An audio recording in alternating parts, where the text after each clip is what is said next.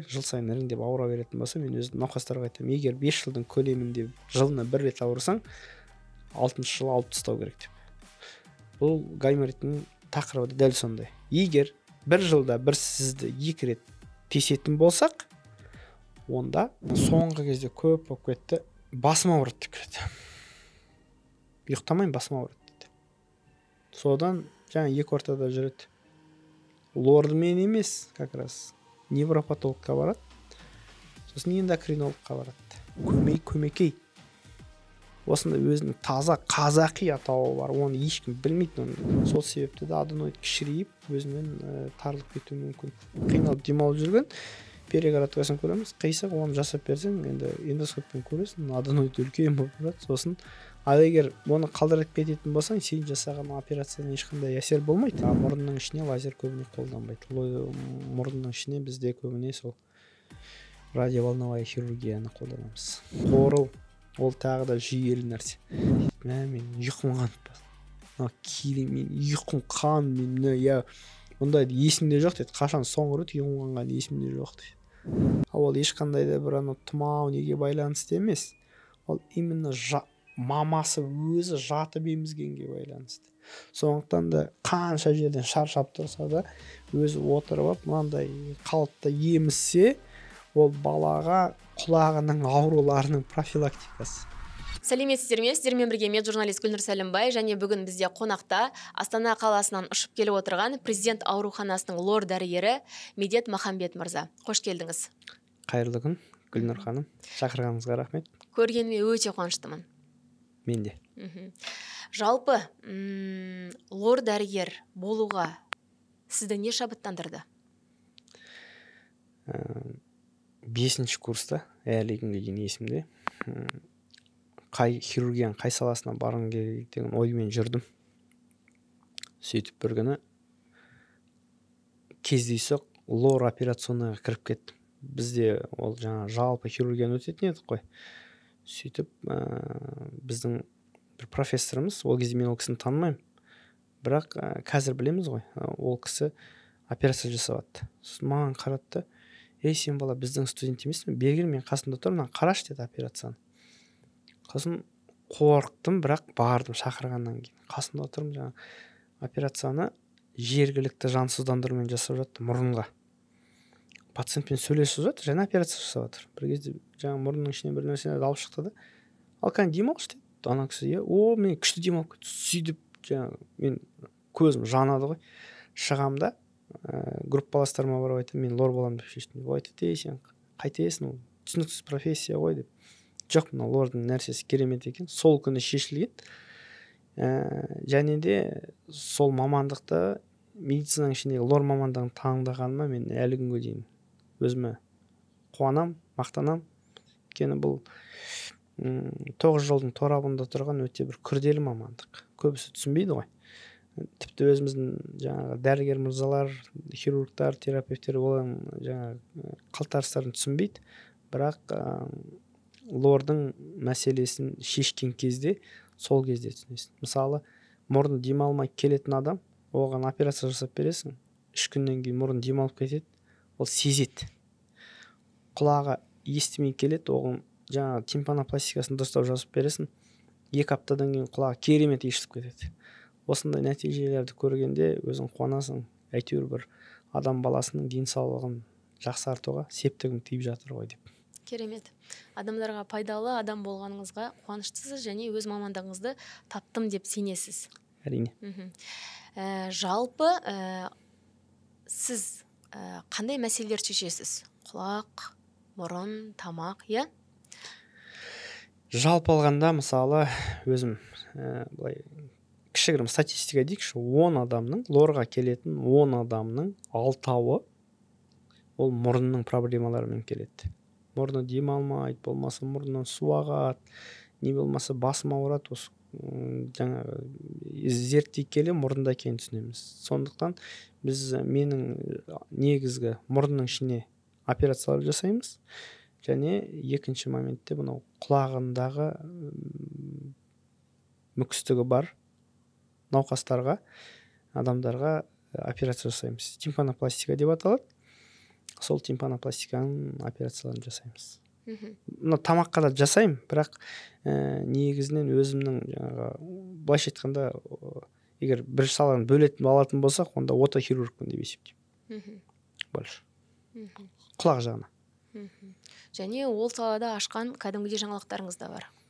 Енді жаңалық деп Қазақстанға айтуға жаңалық болғанда, ол әлемдік аренада өзі жаңа әдіс етін. Мынау құлаққа тимпанопластиканы жасаған кезде барлығы микроскоп қолданып классикалық түрмен үлкен тілік жасайды. Сөйтіп оған жаңа шандырды алып қояды. Ал мен оны модификациялап, жаңа шандырдың орнына шеміршекпен бірге шеміршек үсті тінді алып, және үлкен тілік жасамай құлақтың тесігі арқылы жасау операциясын Қазақстанда бірінші хирург болып ендірдім. Эндоскоп арқылы. Бұл жерде тіпті микроскоптың қолданудың қажеті жоқ. Эндоскопты алып аламыз, сонымен үлкен экранға шығарылады, жаңағы құлақтың дабыл жарғанын қалпына келтіреміз. Науқастар операциядан қалпына тез келеді, естуі тез уақытта оралады, және де жеңіл қабылдайды. Бір апта операциядан кейін неде жатудан қажет жоқ ауруханада. 3-ші күні үйлеріне кете береді.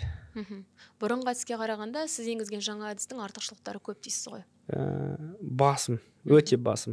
Өйткені әрбір енді медицинада ол адами фактор деп аламыз ғой. Кейде сен қойған жамау дейікші, қазақша айтқанда жаңа қойған лоскутымыз орнына бітіспей кетуі мүмкін.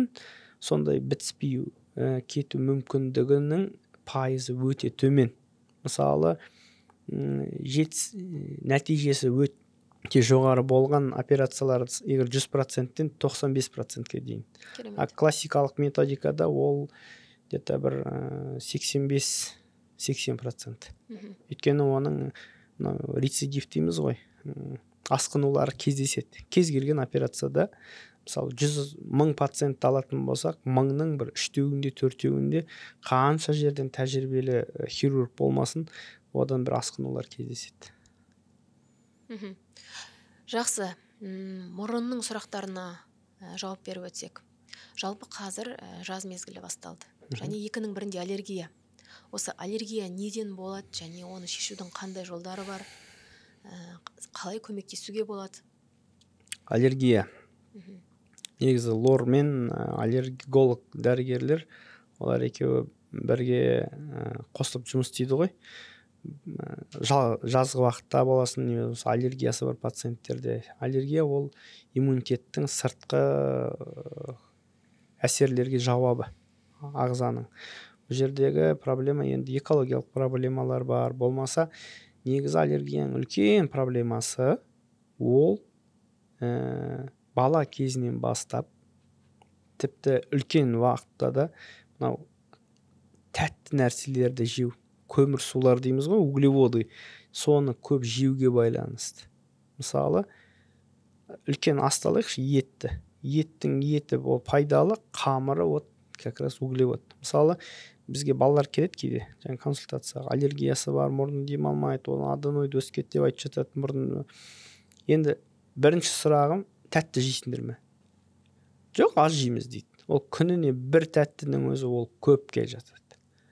Сондықтан осы мәселелерді шешу бірінші тағам жағынан дұрыстайтын болса, яғни көмір суларды азайтып, не болмаса шектеп, ол бір. Екіншіден, мұрынның қуыстарындағы аллергия кезінде адам ісінеді, іш жағынан ісінеді, жаңа шырышты қабат ісінеді. Сол шырышты қабатты бұл жерде мұрын тамшыларын қолданбай, мұрын бітелгенде бұл жерде аллергияға қарсы дәрілерді қолдану керек. Сол кезде жаңа шырышты қабаттың ісінуі басылып, мұрынның қуысының ішінде өзі орын кеңейеді, жол пайда болады, тыныс алуға жеңілдейді. Сондықтан бұл жерде бұны комплексно емдеу керек, яғни жүйелі түрде. Әйтпесе ол нәтиже бермейді ешқашанда. Және де болады, жасы өсе келе мұрынның жаңағы пердесі қисайып кетеді, болмаса ракина дейміз, солар өсіп кетеді. Олардың барлығы енді ет қой, ет пен шеміршек. Егер хирургиялық жолмен емделетін болса, мұрын пердесін түзулеп, анау раковиналарын кішірейту керек. Сол кезде тағы да мұрынның ішінде жол пайда болады. Аллергиядағы ең үлкен проблема ол ісіну. Сол себепті мұрын бітеліп қалады. А бізде көбісі не істейді? Мұрын тамшыларына отырып алады. Менің мұрным бітеліп жатыр, називин, оның барлығының аты, коммерциялық аты әртүрлі болғанмен құрамы бір. Оның емдік қасиеті жоқ ол дәрінің. Оның тек қана бірақ несі бар? Ол мұрынның ішіндегі тамырларды тарылтады. Сөйтіп, біраз уақыттан кейін рецепторлар істемей қалады. Содан кейін жаңағы зависимость пайда болады. Одан бөлек бұлшықеттер, мұрынның ішіндегі бұлшықеттер жиырылмайтындығынан тіпті демалмай қалады. Сол себепті мұрын тамшыларын мен өзім дәрігерлік жолды бастағаннан бастап ешкімге былай тағайындаған емеспін. Өте бір ауыр жағдайларда жаңағы аллергияға қарсы дәрі болмаса гормональный препараттар ақырын баяу әсер етіп жатқан кезде ең үлкен ұзақ уақыт ол 3 күнге ғана. Одан артық ешкімге оны тағайындаған емеспін. Аллергияны комплексті емдеу дегеніңіз сонда мұрын тамшыларын қолданбау және аллергияға қарсы дәрілер пайдалану дейсіз, сонда таблеткалар ма? Иә, ол былай, мұрын тамшыларынан жаңағы отказ жасау. Гормональный жергілікті топический гормондар бар. Ол жаңағы қанға система ретінде салу емес, ол мұрынға себу. Мұрынға себу. Сосын жаңағы антигистаминный, жаңағы аллергияға қарсы дәрілерді таблетка түрінде ішу. Кешкі жатар уақытта. Оның ұзақ уақытта қолдануға болмайды. Себебі ол жаңағы синдром отмены деген болады. То есть аллергический препараттардың өзіне зависимость пайда болуы мүмкін. Мысалы, бір 10 күн уақытта ішеміз, тоқтатамыз, одан кейін жаңағы мұрынға гормональды себетін тамшыларды себеміз, тек мұрынның тарылтатын тамшылар емес. Местный топический гормональный препараттар.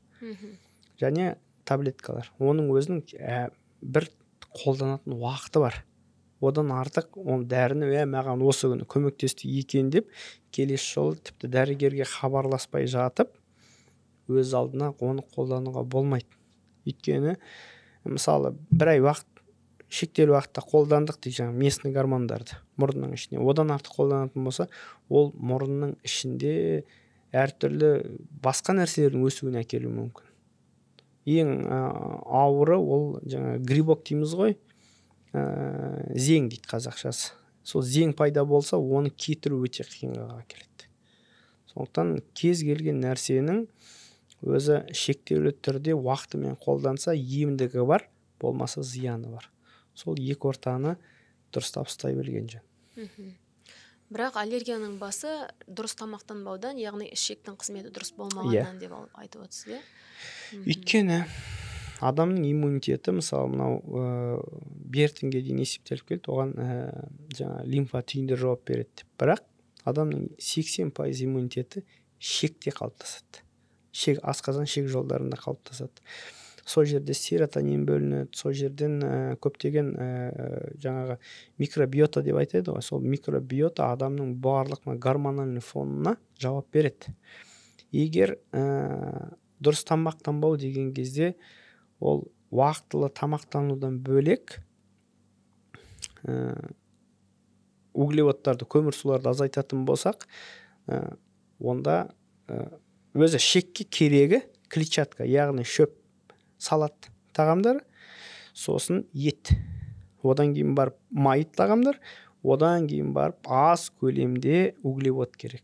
Біздікілер осы жаңағы балансты керісінше ұстайды. Бірінші көп көлемде углевод жейді, одан кейін барып сәл-сәл ет жейді, майдың көлемі бір 10%, сосын шөп шаламды тіпті азайтып жібергенбіз. Сондықтан бұл жаңа ішектің, асқазан ішек жолдарының бұзылысына келгеннен кейін иммунитеттің түсуіне келеді, а иммунитеттің құлдырауы аллергиялық процестердің жоғарылауына келеді. Жалпы аллергияға жауап беретін аллерголог дәрігерлер бөлек, иә? Әрине. Бірақ біз бәрібір лорға барып қаралғанды дұрыс көреміз. Неге? Себебі көп тамшы қолданғанның әсерінен мұрын бітеліп тұрған дейміз, лор деп ойлаймыз былай қараған кезде. Және сол мұрын бітелген кезде көп тамшы қолданғанның әсерінен мұрынның ішінде қандай да бір өзгерістер пайда болады деп айтып жатсыз. Сол нәрсені қалай шешесіз? бұл жерде өскіндер. екі мәселе. Жаңағы диагноз қою үшін бірінші лор маманы дұрыстап мұрынның ішіне қарап көру керек. Яғни мұрын пердесі түзу, қисық, болмаса сәл қисайған, жаңағы қасындағы раковиналар үлкен, кіші, қалыпты жағдайда мұрынның ішіне полип деген нәрсе өсіп кетеді. Сондай бар ма жоқ па соны анықтау. Одан кейін барып адамның көзі, мысалы ол субъективті көзқарас. Мысалы менің көзқарасым мен сіздің көзқарасыңыздың өзі әртүрлі көрінеді. Мысалы сондықтан қосымша міндетті түрде алтын стандарт компьютерный томография придаточных пазух носа жасау керек. Сол жерде мысалы мен көзбен көрдім, мұрнның іші сәл қисық көрінді, және де жаңа КТ-ның алып келіп результатын нәтижесін көрген кезде ол жерде де көрінеді. Мұрынның маңының қуыстарының іші қалай, жаңағы раковиналары қалай, ет өскен бе, өспеген бе, бұл жерде хирургиялық ем керек пе, керек емес пе, ол жерде нақты көрінеді. Осы екі негізгі көзқараспен, бірінші дәрігердің қарауымен, екінші КТ-ны әкеп салыстырмалы қойған кезде 100% диагнозды қоюға жеңілдейді. Сол себепті осының барлығын, мұрны бітеліп жатқан адамдардың барлығында гайморит деген сөз емес, мұрны бітеліп жатқан науқастардың барлығында аллергия деген де сөз емес. Өте мүмкін оныкі жаңағы мұрын пердесі қисық, жай ғана мұрынның іші тарылған. Оны егер тәжірибелі лор дәрігер егер операция емдеп берсе, ол жаңағы мәселеден мүлде айырылады. Маусымдық қана бітелу болса шы? Сол кезде сол жаңа диагностикаға белгілі болады. Мысалы келді, перегородкасы түзу дейік. Мұрын раковиналар сәл-сәл үлкейген мұрынның ішінде, ол сыртында көрініс бермейді. Сөйтіп жаңа жергілікті топикалық гормондарды тағайындап, сіз маған 1 айдан кейін келіңіз, нәтижесін айтасыз деп жібереміз. Егер ол 1 айдан кейін ол науқас күшті болса, біздің адамдар не істейді? Жоқ болып кетеді. Келмейді ол. Гормонның әсері күшті дейді да? Иә, мынау маған әсер етті дейді да. Кейбірлері былай болады. КТ-да сәл-сәл перегородка, мұрынның перегородкасы қисық көрінеді. Көзімен қараған кезде де қисық және раковиналар үлкендеу. Сосын енді науқас жаңағы операциядан жүрексініп тұрады. Сосын айтамыз, онда сіз мынау дәрілерді қолданыңыз, 1 айдан кейін келіңіз, егер көмектеспесе, біз сізді жаңағы операцияға дайындаймыз деп. Сөйтіп, кейбірлер келеді, болмаса кейбірлер жазып жібереді. Сіз жазған дәрі көмектесті, менің мұрным демалып кетті, болды. Сондықтан бір нәрсені толық, мынау тек қана операциямен шешіледі деп 100% диагноз қоюға болмайды. Барлығын асықпай істеу керек.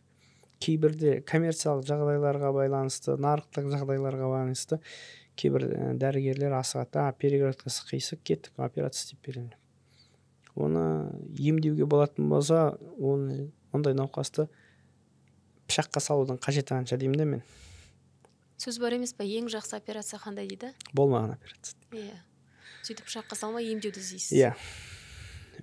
Мен айтам, мен мысалы мемлекеттік ауруханада жұмыс істеймін ғой.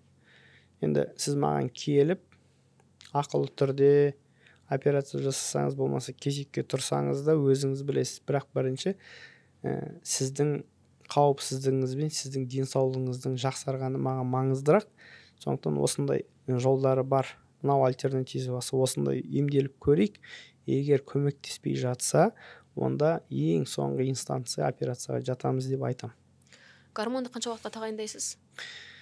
Енді мұрынға себілетін гормональный жаңағы себілетін дәрілер ол 1 айға дейін тағайындалады. Ол кері әсерін беріп жаңағындай грибоктар өсіріп жібермей ма? 1 айдың көлемінде ол жоқ, бермейді ондай мәселе. Егер мысалы терапевтических дозах, мысалы преднизолон дегеніміз гормонды егер 10 күннің көлемінде тамызатын болса, ол кері әсерін бермейді. Бірақ ол сізге қандай пайда алып келеді?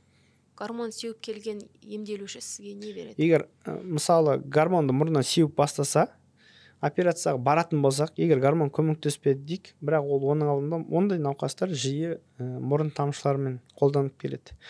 Мұрын тамшыларын қолданған науқастардың мұрын іші шырышты қабаты өте әлсіз және қан тамырлары қанауға бейім болып тұрады. Сөйтіп ол гормон жаңағы мұрын тамшыларының әсерін басады. Операция кезінде науқас көп қанамайды. Ол да маңызды. Сондықтан да былайша айтқанда, егер мұрындағы проблемалар бар науқастарды біз алдын ала тіпті дайындаймыз. Сонда гормон тағайындауыңыз ол операцияға дайындықтың бір түрі, және екіншісі, егер гормон негізгі басты емі, екінші қосымша операцияға дайындау. Положительно. Егер көмектеспей жатса, онда ол операцияның уақытында өзінің әсерін тигізеді. Себебі мұрын қанамайды, азғанайды. Көмектескенде де ол бірден жойып жібермейді, бірақ ол ақырын баяу әсер етеді. Ол деген мысалы бір жылда пайда болған проблема ғой. А гормон мысалы бір аптадан кейін барып ақырын әсер ете бастайды. Мұрынның ішіндегі рецепторлар оянады, шырышты қабат. Былайша айтқанда анау бодибилдерлер болады, бұлшықеттерін ісіріп үлкейтіп алған. Сол сияқты мұрынның ішінде бұлшықеттер үлкейіп кетеді, соның ақырын кішіреюіне әкеледі. Сондай момент. Бұл жерде гормонды бізде қоғамда маған негізінен келетін науқастарда, енді өзімнің жеке тәжірибемде, екі нәрседен қатты қорқады. Біріншісі гормон деген сөзді естиді, шалқасынан түседі, екіншісі операция деген сөзді естиді, шалқасынан түседі. Бірақ ол гормондар пока нарыққа, рынокқа шыққанша дейін 10 жылдап, 20 жылдап тексерілген нәрселер. Одан артық қазіргі уақытта бір емдік қасиеті жоғары дәрі жоқ капляр ретінде. Қауіпсіз. Дәрігердің бақылауымен қолданса, ол пайдалы. Пайдалы. Ал өз беттерінше қолдана берсе? Өз беттерінше ол... Неге алып келеді? Өз беттерінше қолдана берсе? Онда ол гормонның, егер себетінге дәрілерді гормонды қолданатын болса, ол өзінің әсерінен айырылып қалады. Мұрын сезбей қалады онда, жаңа мұрын тамшылары сияқты. Ал егер мына таблеткаларын болмаса система ретінде салатын болса, ол деген бүкіл эндокринологиялық системаны құртады адамды. Ең біріншіден жаңа бүйрек үсті бездері отказ беруі мүмкін, сонымен науқастар кетіп қалуы мүмкін. Сондықтан бұл жерде міндетті түрде гормональный препараттың өзін дәрігердің тіпті екінші рет қабылдайтын кезде де дәрігермен барып сұхбаттасып барып қабылдаған дұрыс. Жалпы жаңағы жалпы аллергия түсінікті. Енді гайморит туралы айтсақ. Қандай түрлері бар, неден пайда болады? Былайша айтайық, гайморит негізі ол кеңес орыс тілді литератураны оқыған, Қазақстанда қалыптасып қалған ұғым ғой. Негізгі атауы верхне-челюстной синусит, яғни жақ үсті қуысының қабынуы. Яғни мына көздің астында қуыс болады, үлкен көздің ұясындай қуыс болады, ол беттің ішінде тұрады. Соны жаңағы гайморова қуысы дейді ғой, ең бірінші авторы бойынша. Сосын дәл сондай қуыс мына маңдайда болады. Гаймориттің түрлері жедел және созылмалы, бірақ созылмалы дегенде оның проблемасы жаңа мұрын пердесінің қисаюына, мұрынның раковиналарының өсуіне байланысты. Жедел гайморит кезінде әрбір қуыстың өзінің ауызы болады. Мына мұрын маңы қуыстарының барлығы мұрынны жылытуға, болмаса ыстық ауа келген кезде қарсылық көрсетіп суытуға арналған өзінің рецепторлары бар, және тәулігіне 1 литрге дейін шырыш бөлінеді. Біз оны білмейміз. Ол мұрынның ішіне жаңағы мұрынның ішін ылғалдандырып тұратын функция. Сөйтіп жаңағы оның өзі ауызы бар ғой. Сол ауызы бітеріп қалған кезде сол шырыш бөлініп атады, және де сырттағы келген бактериялардың әсерінен іріңге айналады. Соны біз іріңді гайморит дейміз. Бұл жердегі оның емі, егер бір аптаның көлемінде бас ауыры болып, мұрны бітеліп, жаңағы мұрнынан әсте іріңдер бөлініп шыға бастайтын болса, ол кезде антибиотик қолданамыз, және де мұрынның ішінен дренировать етіп іріңді шығаруға тырысамыз. Оның өзінің жуатын әдістері бар аппаратпен. Сосын мына жерде гайморит деген кезде жұрттың барлығының ойында бір сұрақ келеді. Егер гайморитті маған тес деп айтты, тессең өмір бойы тесе беру керек деген ұғым қалыптасқан. Ол өте бір өрескел қате ұғым деп айтар едім. Медицинаның ежелгі заңы бойынша Гиппократтың сөзі бар, где гной, там скрой дейді. Яғни ол іріңді міндетті түрде шығару керек. Бұл жаңағы гаймор қуысын басқа жұқалау келген сүйегінің қабырғасынан тесіп іріңді шығару ол өте жедел және тиімді әдіс. Ол адамның организмі регенерацияға тез ұшырайтын мүшелер ғой. Сондықтан ол жер инемен тесілген жер ол қайттан бітеліп кетеді. Ал өзінің аузы, өзінің жаңағы гаймор қуысының аузы, оның неге бітеліп тұрғанын жаңа КТ-дан көру керек, компьютердің томографиядан. Мүмкін ол әр уақыт жаңағы қабыну процестерінің ісініп жабысып қалған шығар. Оны операциялық жолмен кеңейтуге болады. Болмаса ақырын жаңа гормональный препараттарды қолдану арқылы мұрынның шырышты қабаты кішірейеді ғой. Ол өзінің аузының ашылуында әкелуі мүмкін. Бұл жерде тағы да дополнительный әр уақытта дұрыс диагностика керек. Гайморитті тесу ол өте бір, қайталап айтам, ол жедел, нақты және өте бір дұрыс шешім болады. Егер ірің болатын болса. Себебі ол жердегі ірің ол сүйекті жеп қойса, көздің астын сүйегін жеп қойса, көз түсіп кетуі мүмкін. Көз өзінің ұясынан неге түсіп кетуі мүмкін. Және де бұл жердегі екінші момент, осы адамның көзі көрмейді, бірақ ол жерде өте миға баратын, мидан келетін қан тамырлары бар. Сол қан тамырларға ірің кететін болса, онда ол да жаңа синус тромбоздарға әкелуі мүмкін. Яғни мидың үлкен тамырлары дейміз ғой. Сол қан тамырларға ірің кетіп, тіпті мидың зақымдануына, менингиттерге әкелуі мүмкін. Сол себепті де мысалы бірінші рентген жасайтын болсақ та, КТ жасайтын болсақ та, жаңа сұйықтықты көретін болсақ, онда міндетті түрде оны шығаруға тырысу керек. Бірінші алғашқы 3 күнде мен өзім методика мысалы. Маған науқас келді, мен оған жаңа іріңді гайморит деген диагноз қоятын болсам, мен егер ауырсыну симптоматикасы сәл-сәл шыдайтындай болса, онда 3 күн емдеймін. Жаңа антибиотик тағайындаймын, мұрнын жуамын, мұрнның ішіне жаңа дәрілерді себеміз. Егер екінші, үшінші күні солқылдап, егер ірің шықпайтындай болса, онда сол кезде ғана тесеміз. Бұл жерде әр кезде де бірінші кезекте науқастың жағдайын ойлау керек. Егер сен берген жаңағы қабынуға қарсы дәрі, мысалы ибуфен, немесил, басқа да дәрілер, фиброфит өз әсерін тигізіп, антибиотикті берген кезде ол бактерияларға жаңа дөп тиіп өлтіріп, ауырсыну симптоматикасы басылса, онда тесудің қажеті жоқ. Ал егер осы беріп жатқан дәрілерің әсері әлі жетпей жатса, онда тесу керек. Және де айту керек, ол жаңағы гайморева пазуханы тесу бізде және орыста ғана қолданады. То есть Ресейде, шетелде олар егер басылмай бара жатса антибиотик тағайындайды. Сосын жаңағы мұрын қабынуға қарсы дәріні тағайындайды. Бір апта пациент қиналып жүреді, егер болмаса операцияға жатқызады.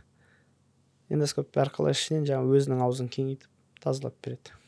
Сол әдіс дұрысырақ емес па тесуге қарағанда? Бұл жерде көрдіңіз, ол уже толыққанды операцияға жатады ғой. Қаражат жағынан. Жаңа айттым ғой, біздің науқастарға операция десең, ол ойбай. Сіздің ойыңызша тесуге қарағанда сол әдіс дұрысырақ емес па? Себебі қайта-қайта тесу деген проблема. Егер қайталана берсе, вот мысалы, былай ғой, ол бір рет болды дейік. Бір рет тестік. Іріңін шығардық, тазаладық, көмектестік. Егер жарты жылдан кейін қайталанатын болса, онда операция жасау керек. Ол өйткені жарты жылда қайталанған нәрсе, оның арасы сосын жақындап кетеді. Жарты жыл, 3 ай, 2 ай, 1 айда 2-3 рет ауруға келетін болса, онда оны толыққанды гайморок қуысының эндоскоппен операция арқылы аузын кеңейтіп, ірің жиналмайтындай қылып, мұрнының ішіне операция жасау керек. Онда А жалпы сіз осы мұрынды тесіп жасайтын операцияңызды мезгілге байланысты таңдайсыз ба? Егер жағдайы, денсаулығы шыдайтын болса, күн жылы уақытқа қарай деген сияқты. Мезгіл жоқ, науқастың өзінің ыңғайына қарау керек. Біреулер демалысын күтеді, біреулер ойлайды, мен яғни қысқы уақытта ауырып қалсам асқынып кетуі мүмкін деп, сосын жазда келеді. Ол әрқашанда науқас өзі шешу керек.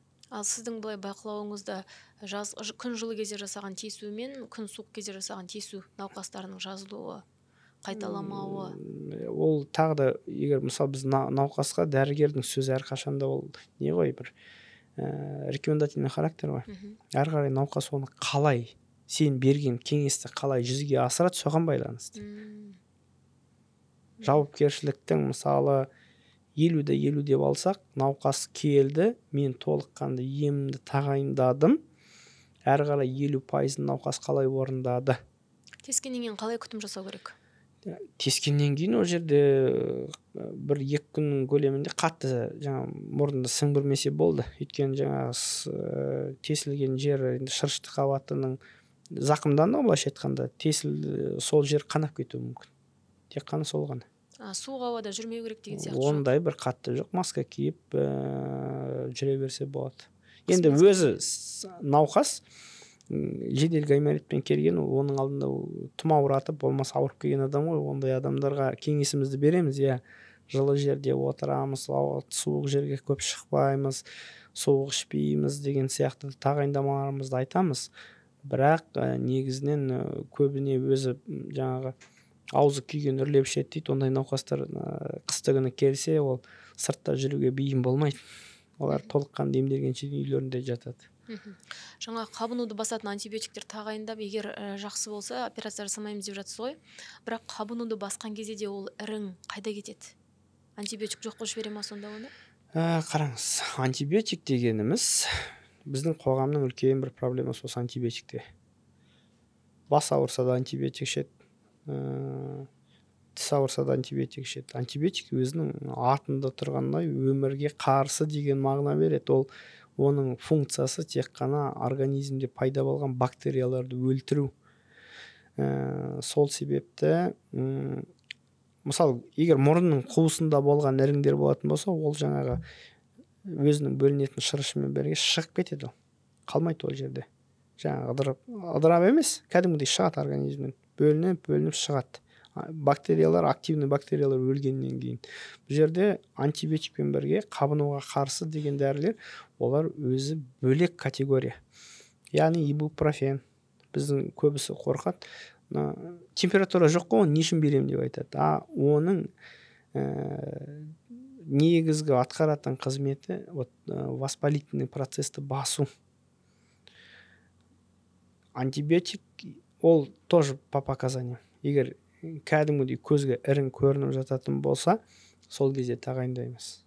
Ол антибиотиктің олардың да атаулары да, жөні де, заты да бөлек. Мысалы, ампицилин, пенициллин, цефазолин әрі қарай кетеді. Местный тағайындайсыздар ма? Местный тамшы ретінде антибиотиктер болса, онда тағайындаймыз. Олар да өте жақсы эффект береді. Мысалы, мен өзім обезболивающий дәрілер ішуге қарсымын. Қарсымын дегенде қалай айтса болады? Көп қолданбаймын. Өйткені жаңағы ауырсуымды басатын дәрілерді ішу арқылы мен өзімнің ауырған жерімді дұрыс сезбей қалам ба деген қорқыныш бар да?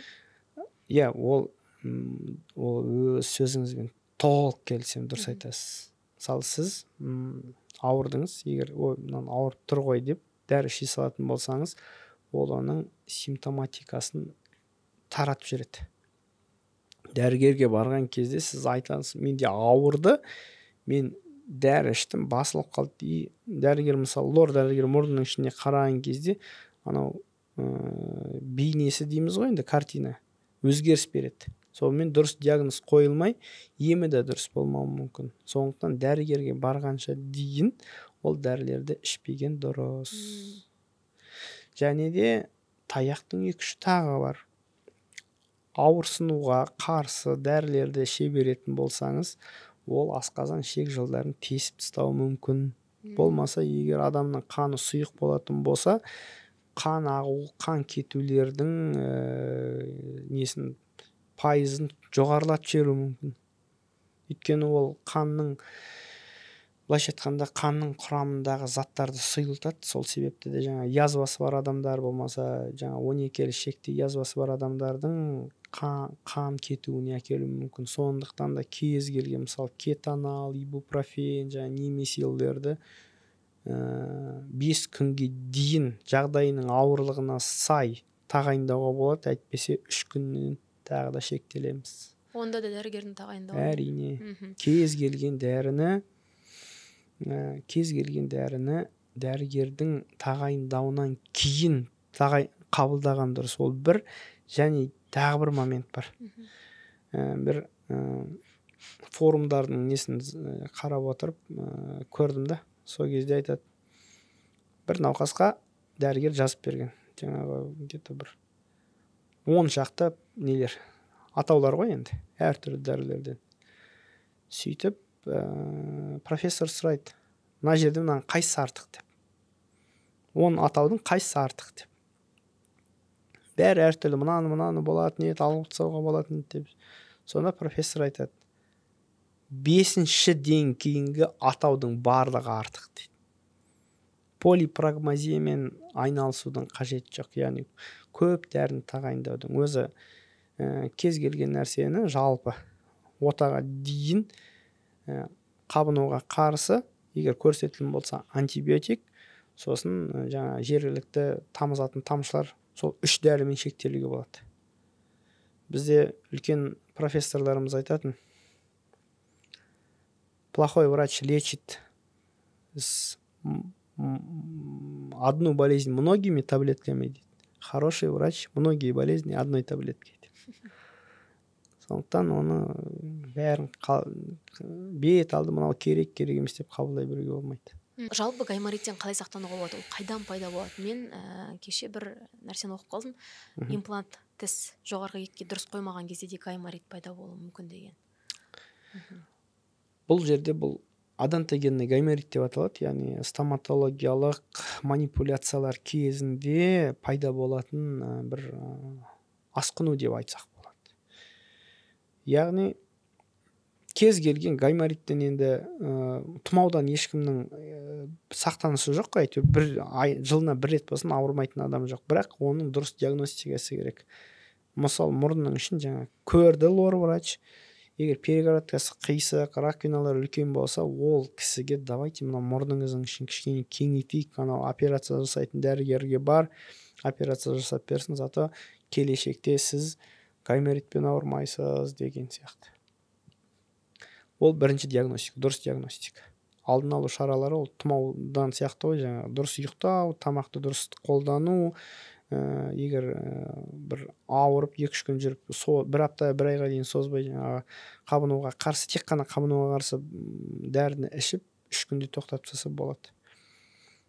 Ал адонтогенный гайморит ол имплант деген тіс гайморовый қуысының жақ бар ғой, үстіңгі жақ, сол жұқа болуына байланысты. Ол имплантты рентгенмен қарайды, сөйтіп тесіп, бұрғылап тесіп атқан кезде ол сәл-сәл жаңа қуысқа өтіп кетуі мүмкін.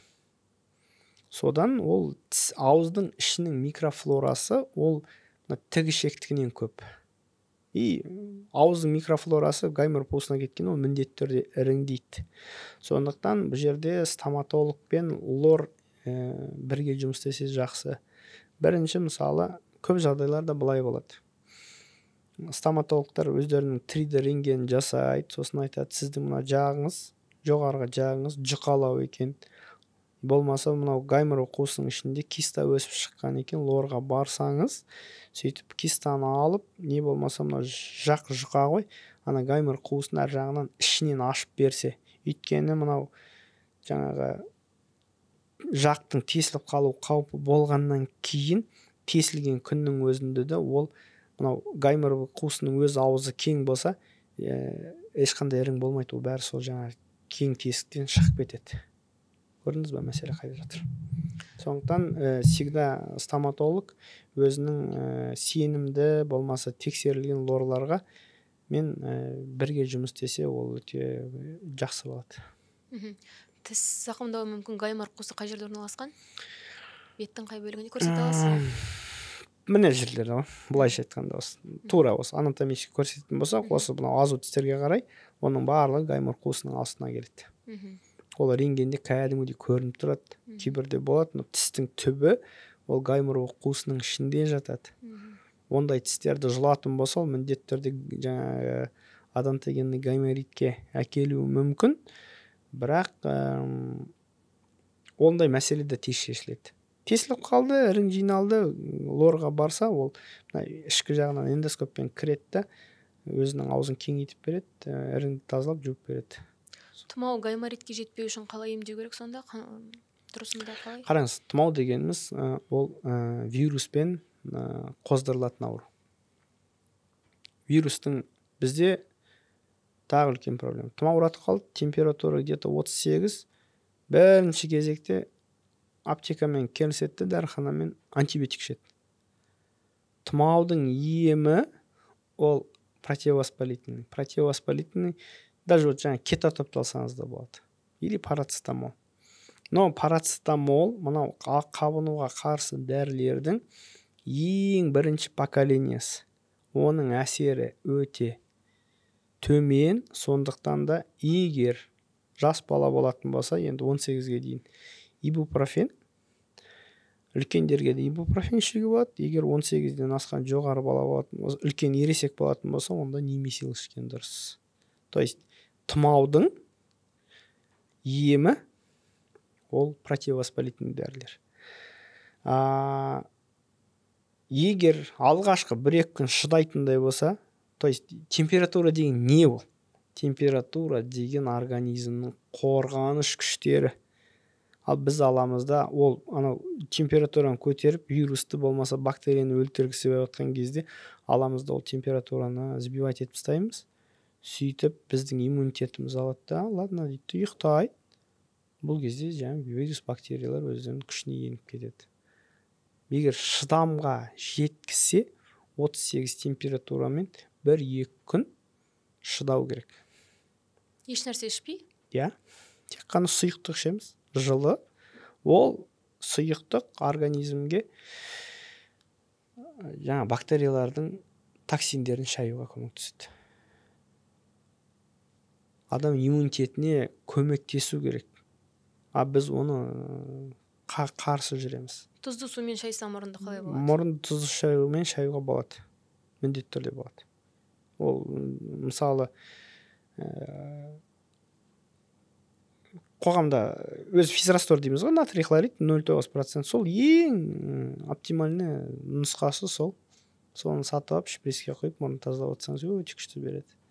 Бірақ оның айта кету керек, тұзды судың ешқандай емдік қасиеті жоқ. Ол қолды жуған сияқты нәрсе. То есть мына жерде бар кір, шаң тозаңды шаюға ғана көмектеседі. Оның мысалы енді қазір коммерциялық атауын атам келіп отқан жоқ, әртүрлі тұзды су, теңіздің суы деген спрейлер көп қой. Олардың емдік қасиеті жоқ. Ол тек қана тазалау функциясын атқарады. Болды. Соны біз өзіміздің науқастарға түсіндіру өте бір қиын болып тұр. Мен мысалы келеді, 1 апта, 2 апта ауырып жүреді. Саған келгенше дейін ішпеген дәрісі жоқ, бірақ оның біреуі де дұрыс емес. Мұрнына анау тұзды сумен шайдың, сосын анамен мыдан басталатын, адам басталатын барлығын қолдандым, бірақ эффект беріп атқан жоқ дейді. Сол жаңа 1040 дәрінің ішінде бір противовоспалительный дәрі болмайды ғой. Бастапқы 1-2 күн жылы су көбірек ішу, енді мұрынды тұзды сумен шайып тазалау, одан кейін таза ауада серуендеу ма, тұмау, иә? Можно, да. Сондай дұрыс тамақтану, ұйықтау деген сияқты. Одан кейін егер кетпей жатқан жағдайда, онда пока что температура егер мысалы 37 мен 38-дің арасында тұрса, яғни ол жерде ірің жоқ, значит ол бактериальный емес, вирусный болса онда противовоспалительный жаңағы қабынуға қарсы дәрілерді қолданамыз. Ал бактериальный болса? Бактериальный болса онда ол сезіледі, ол температура көтеріледі, ірің шыға бастайды, іріңдейді кәдімгідей. Вирус ірің беру өте крайне өте сирек. Сондықтан сол кезде вот температура көтеріліп солқылдап ауырып бастаған кезде бактерияны өлтіру керек, антибиотикті қолданамыз. Енді антибиотик қолданудың тағы бір моменті бар. Мысалы, қоғамда өте бәрі біледі оны. 1 жастағы баладан 99-ға дейін кәрі біледі. Цифазолин оған былайша айтқанда ол ана бактерияға келмейді қазір. Ол потому что профилактика ретінде де салады да. Ана бактериялардың оған қорғаныштық күші дамып кеткен. Сондықтан бірінші басқа антибиотиктен бастаған дұрыс. Ол бір. Және егер антибиотикті салып бастағаннан кейін тамырға болсын, таблетка түрін болсын, ол 1 аптаға тағайындалды ма, күніне 2 рет соны толығымен ішіп өту керек. Себебі келесі жолы адам ауырып қалатын болса, мынау қолданған антибиотигі ол 100% әсер етпейді. Өйткені адамның организміндегі бактериялар мысалы көп көлемде болды ғой. Антибиотик келді, азайды да кішірек болды, сосын олар жаңағы өзінің қорғаныш қызметін құрып алды. Ол аралықта былайша айтқанда өздерінің программасын қайтадан жазып шығады да, анау қолданатын антибиотикке қорғаныштық не қолданылады. Сөйтіп олардың келесі жолы адамның иммунитеті әлсіреп, бактерия көбейген кезде, егер дәл сол антибиотикті қолданатын болсаң, ол әсер етпейді. Ол тек қана наоборот анаған питание болады. Сондықтан антибиотиктің өзінің дозировкаларымен, мысалы цифазолинді алатын болсақ, 1 граммнан күніне 2 рет 1 апта болатын болса, толыққанды алып шығу керек. Ол үлкен кісілерге арналған. Үлкен кісілерге арналған дозировкасы. Балаларда ол сәл басқашалау, бірақ цифазолинді өз басым қолданғанда жек көремін. Одан басқа да антибиотиктердің түрлері 32 түрі бар. Жеңілінен ауырына дейін. Сондықтан не только цефалоспориновый ряд. Енді мен медицинаның тілімен айтып отырмын. Жаңағы халық арасында таралған ең кең коммерциялық атау цифазолин. Оны крайне қолдамаса да болады, шыны керек. Ол қазір су сияқты кетті. Антибиотиктен кейін емделушілерге қалпына келу үшін қандай да бір кеңестер айтасыз ба? Антибиотик ішкеннен кейін пробиотиктерді ішсе болады. Пробиотиктердің енді табиғи түрлері бар ғой. Жаңа квашеный капуста. Міндетті түрде осыларды орындау керек деп айтыңызшы.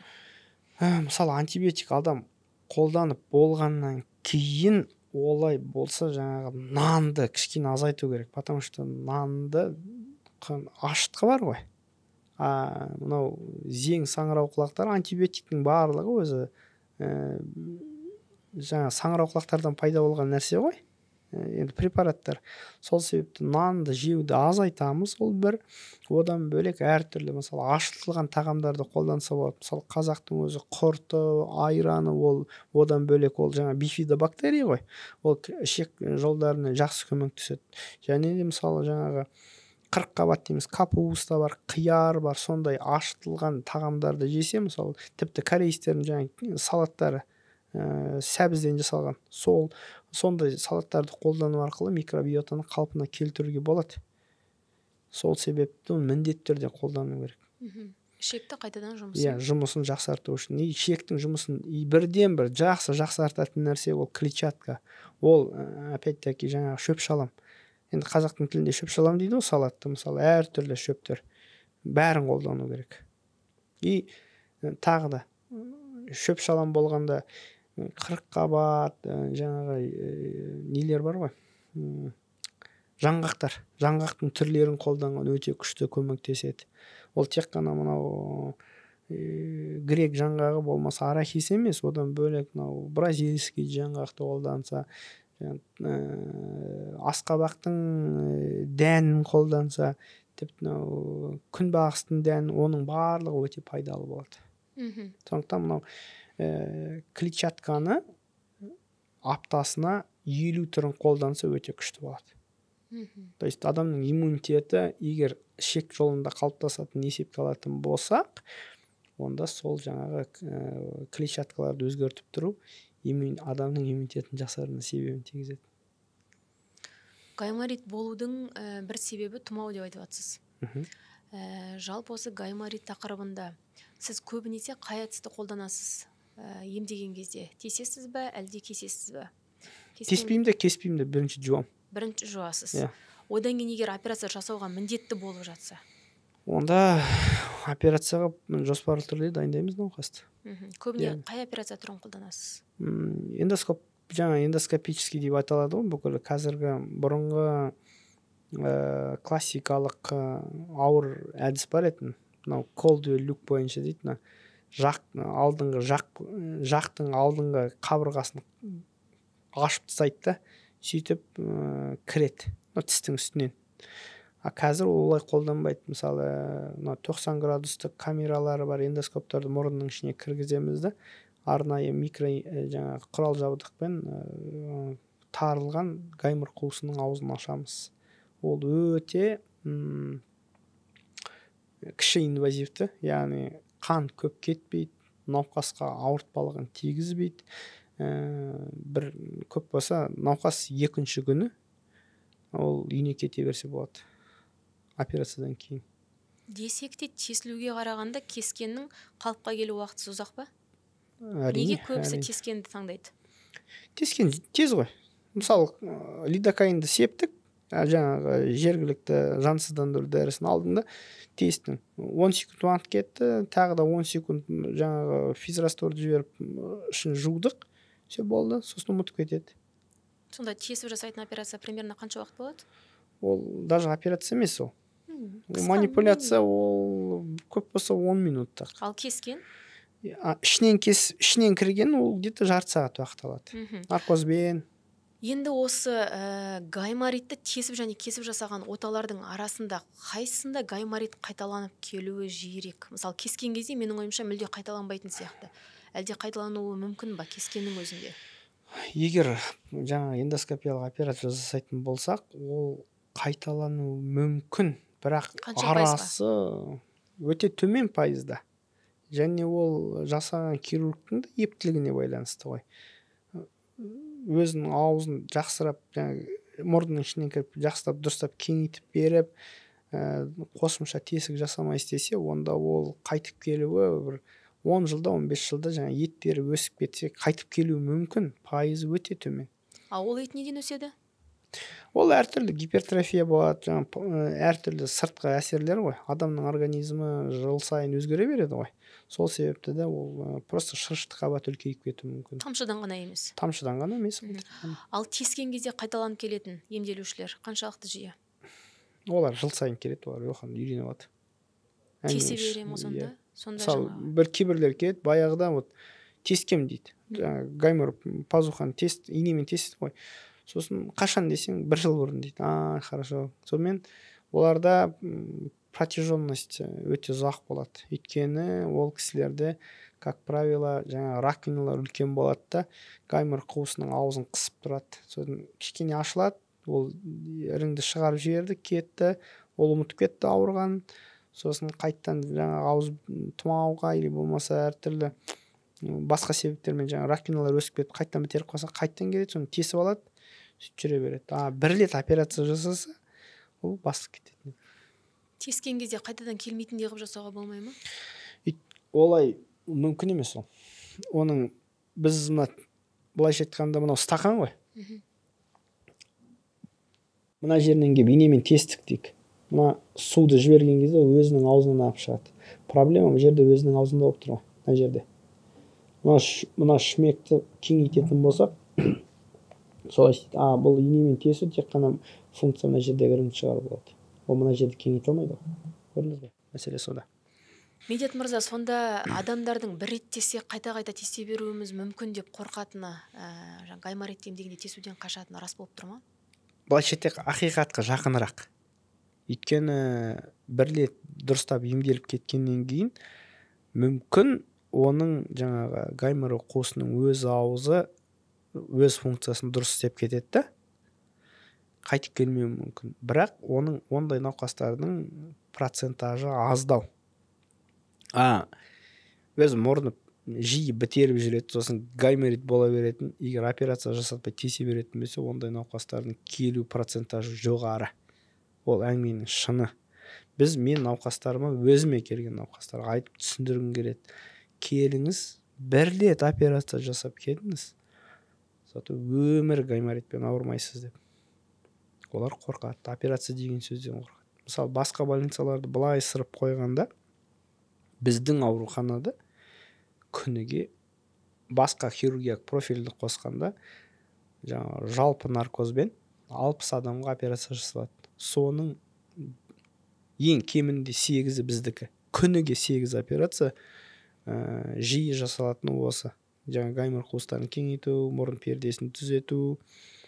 Жылына біздің бөлімшеден жоқ дегенде 2,5-3 мың адам өтеді. Бірақ адамдар жаңадан келген, жылдап жүріп үйреніп қалған адамдарға түсіндіру қиын. Бірақ рет операцияны ақылы түрде болсын кел, болмаса мәмс бойынша кезеңге түрде 1,5 жылдан кейін кел, зато болашақтағы өміріңе жеңілдік береді десек, қорқады. Қорқатын себебі пышаққа түсу енді бәрібір де қорқынышты. Бұлай жасауға бола ма екен? Тесіп, мүмкіндігінше өзіне жақсы күтім жасап, тым ауыратпауға, жаңағы мұрында ет өсіп кетпеу үшін дұрыс тамақтану болсын, жаңағы спортпен айналысу болсын, қан айналымын жақсарту үшін жалпы солай күтім жасап көріп, мүмкін ары қарай гайморит қайталанбайтындай да болады, иә?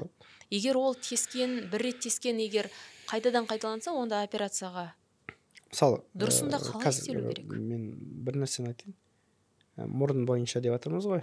Мысалы, әлі ол сұрақтарға келерміз, бірақ алдын ала мынандай, ангина деген нәрсе бар ғой, жыл сайын іріңдеп ауыра беретін болса, мен өз науқастарға айтамын, егер 5 жылдың көлемінде жылына 1 рет ауырсаң, 6-шы жылы алып тастау керек деп.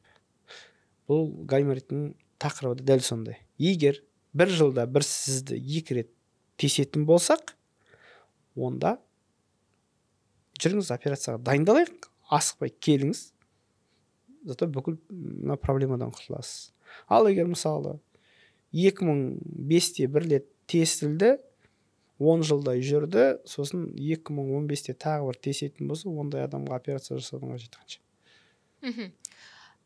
Целом өте жақсы показатель ғой, 10 жыл дейтін. Сонда сөздің қысқасы, гайморитті емдеу үшін егер міндетті түрде алдын ала жасаған шаралар қолданбайтын операция жасауға міндетті болатын жағдай болса, тескен дұрыс па, әлде кескен дұрыс па? Дұрысында қайсысы? Міндетті болса операция жасап тастаған дұрыс. Міндетті болса, мен мысалы көріп тұрмын, перегородкасы қисық, раковиналары үлкен, және де КТ-да хронический гаймориттің көріністері болатын болса, мен ол кісіге айтамын, сіз бәрібір ертең маған қайталап келесіз, одан да қазір жасайық.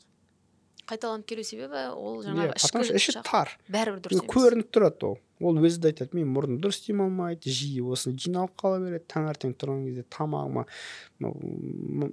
маңқа дейміз ғой, соның дәмі келіп жатады деп айтты. Сол кезде ол көрініп тұрады, ондайлар. Ол КТ-сіз де көрініп тұрады. КТ уже сіздің, яғни дәрігердің толыққанды диагнозын мысалы мөрін басу үшін керек. Яғни науқасқа өзіне де түсіндіру үшін керек. Міне мынау мен сізге айдан алып жатқан ақпарат емес, ол сіздің организміңіз, міне мынау ішінде тұрған нәрселер операция жасаса сізге пайдасына келеді деген. Солай болады. Жақсы. Келесі сұрақ. Мұрын перегородкасы қисық болуы.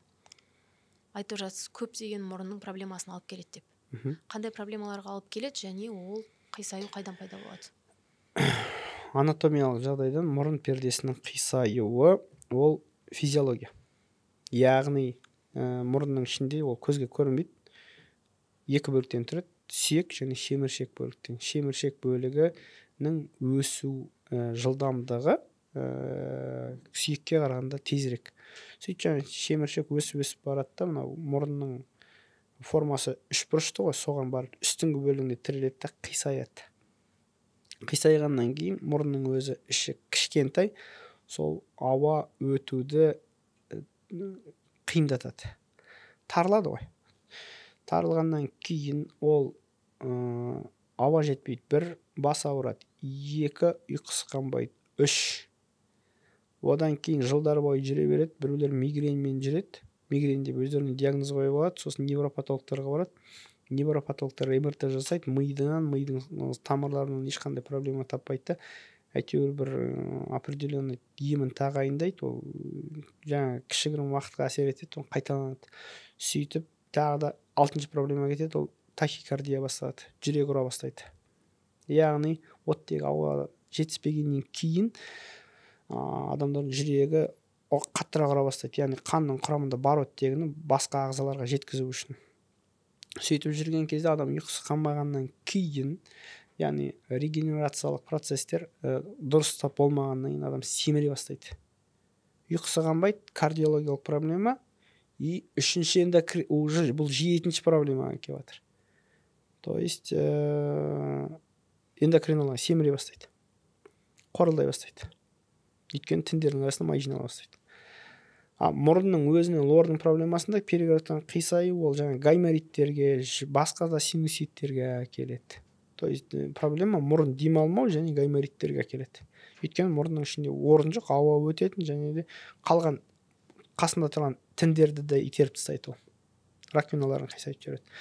Егер бір рет қорықпай барып сол перегородканы операция жасайтын болса, мұрынның ішінде үлкен ауа пайда болады, то есть қуыс пайда болады. Әрі қарай мұрынның демалысы жақсарады. Жаңағы айтылған 7-8 проблеманың барлығының алдын алуға болады.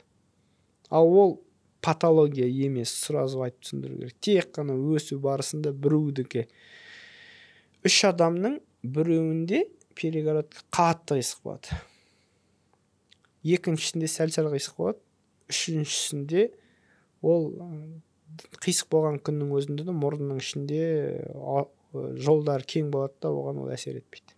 Сондықтан ол так как физиологиялық проблема болғаннан кейін өте көп таралып жатқан содан. Ол патология емес, оны патология деп қарастыруға болмайды. Мысалы, көп сұрақ келеді, кейде әйел адамдар келеді, уже операцияға келеді. Сосын айтады, мен перегородкам қисық, ол мен не күйеуім ұрған жоқ, не өзім төбелескен емес, ол неге қисық деп айтады. Сөйтіп, осы жаңағы ақпаратты береміз. Ол шеміршек жолдар тезірек өсіп қисайып кетті де, сіздің организмде, мысалы, ол шеміршек тезірек өсті, мысалы, менің организмде өсетін ақырын өсті де, қисаймай тоқтап қалды. Соған байланысты. Оны патология деп қарастырмау керек, бірақ үлкен проблемаларға әкелетін проблема деп қарастыру керек. Осы сізбен сұхбат жасаймын деген кезде дайындалдым. Сол кезде мынандай бір ақпарат оқып қалдым. Жалпы мұрынның қисаюы енді жүре келе пайда болуы мүмкін деп жатсыз, иә? Одан кейін жаңа төбелестен де пайда болуы мүмкін бе? Мүмкін. Иә, одан пайда болуы мүмкін. Одан кейін босанған кезде сәбилердің мұрындарының перегородкалары қисаяды деген ақпаратты оқыдым. Статистикада бар нәрсе екен ол. Және шетел дәрігерлері босанған кезде жаңағы сол мұрынның перегородкасын қисайтпай босандырудың жолдарын іздестіріп жатыр екен. Себебі мұрынның перегородкасы уже босанған кезде жаңағы дұрыс босанбағаннан мұрын қисайып, перегородкасын уже сындырып алды деңізші, қисайтып алды деңізші. Солай құртты баланың. Ол балада оттек жетіспеушілігі пайда болады, дұрыс ұйықтамайды түнде, одан кейін жаңағы миының дамуы төмендейді деген сияқты, жалпы сондай проблемалар көп екен. Бірақ біз босанған кезде мұрынның перегородкасының қисаюына алып келеді деген нәрсені мүлде бұл уақытқа шейін естімеген мен негізі өз басым. Енді қараңыз, бұл жерде бұл мен жұмысты бастаған кезде ана мен бала орталығында жұмыс істедім. То есть кішкентай жаңа туған сәбиден 18 жасқа дейінгі балалармен де біраз жұмыс істедік. Бұл жердегі ол былайша айтқанда табиғатта кездесетін, бірақ өте сирек кездесетін нәрсе. Және де бұл балаға ешқандай не қатысы жоқ. Ол анасының жаңағы туу жолдары, родовой пути дейміз ғой, жамбасының кеңдігіне болмаса тарлығына байланысты нәрсе.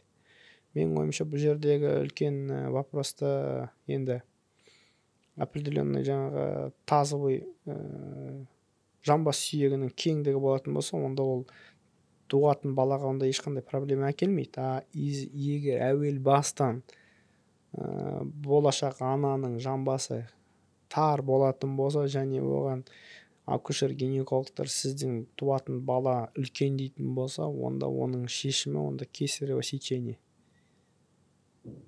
Бұл жерде солай.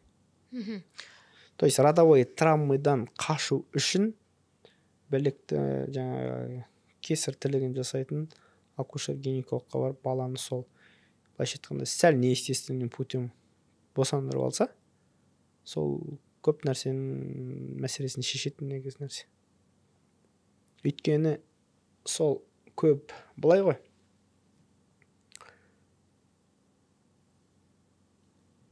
именно сол табиғи жолмен туам дейтін деуіне байланысты көп балаға зақым келуі мүмкін. Өйткені кіндігі мойнын орап қалады, ол жаңағы жатырда жатқанның өзінде ол балада гипоксия болып жатыр. 8-9 сағат өте тар жолдардан өтем дегенше тағы да гипоксия ұрады. Және де жамбас сүйегінің көлемі кішкентай болатын болса, ол дағы да қысылуына келеді. Ол миға туайын деп жатқан балаға 5 минуттан артық жаңағы оттегінің жетіспеушілігі болса, ол үлкен мәселеге әкеледі.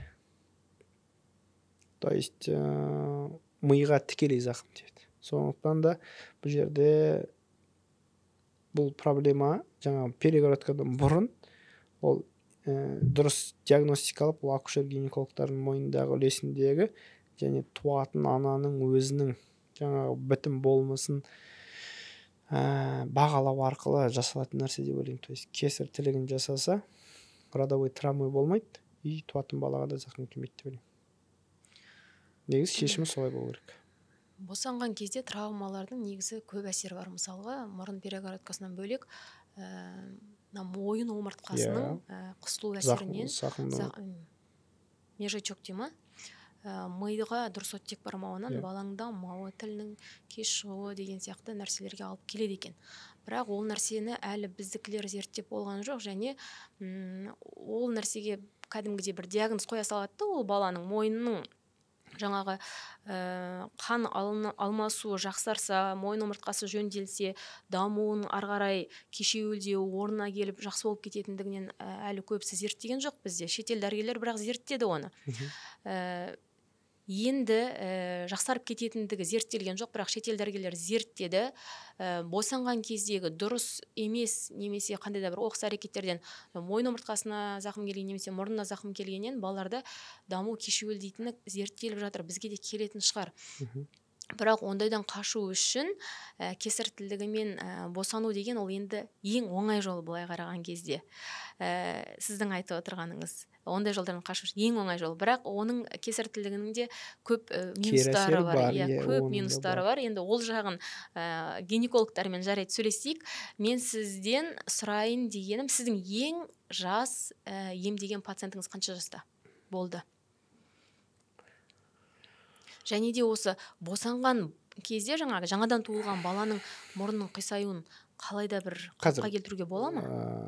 Қалай ойлайсыз? Бұл жерде мынандай момент. Менің өз жеке тәжірибемде анау атрезия Хуан деген диагноз бар. Яғни ол туа бітеді. Вот мұрынға тікелей байланысты.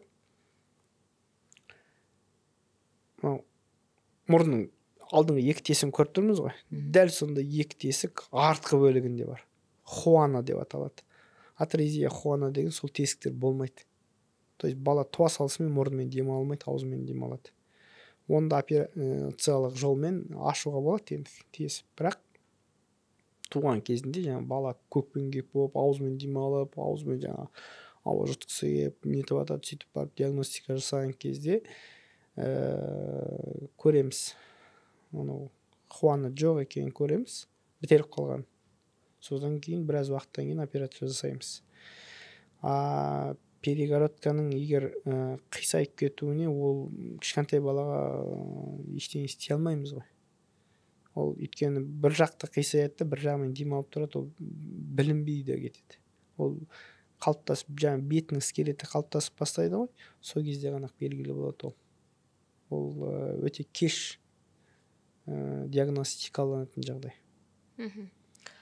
Жалпы аденоидтың пайда болуы соның әсерінен емес пе? Қазір кішкентай балаларда аденоидтер көп болып кетті. Аденоид дегеніміз не, және оның пайда болу себептерін айтып өтсеңіз?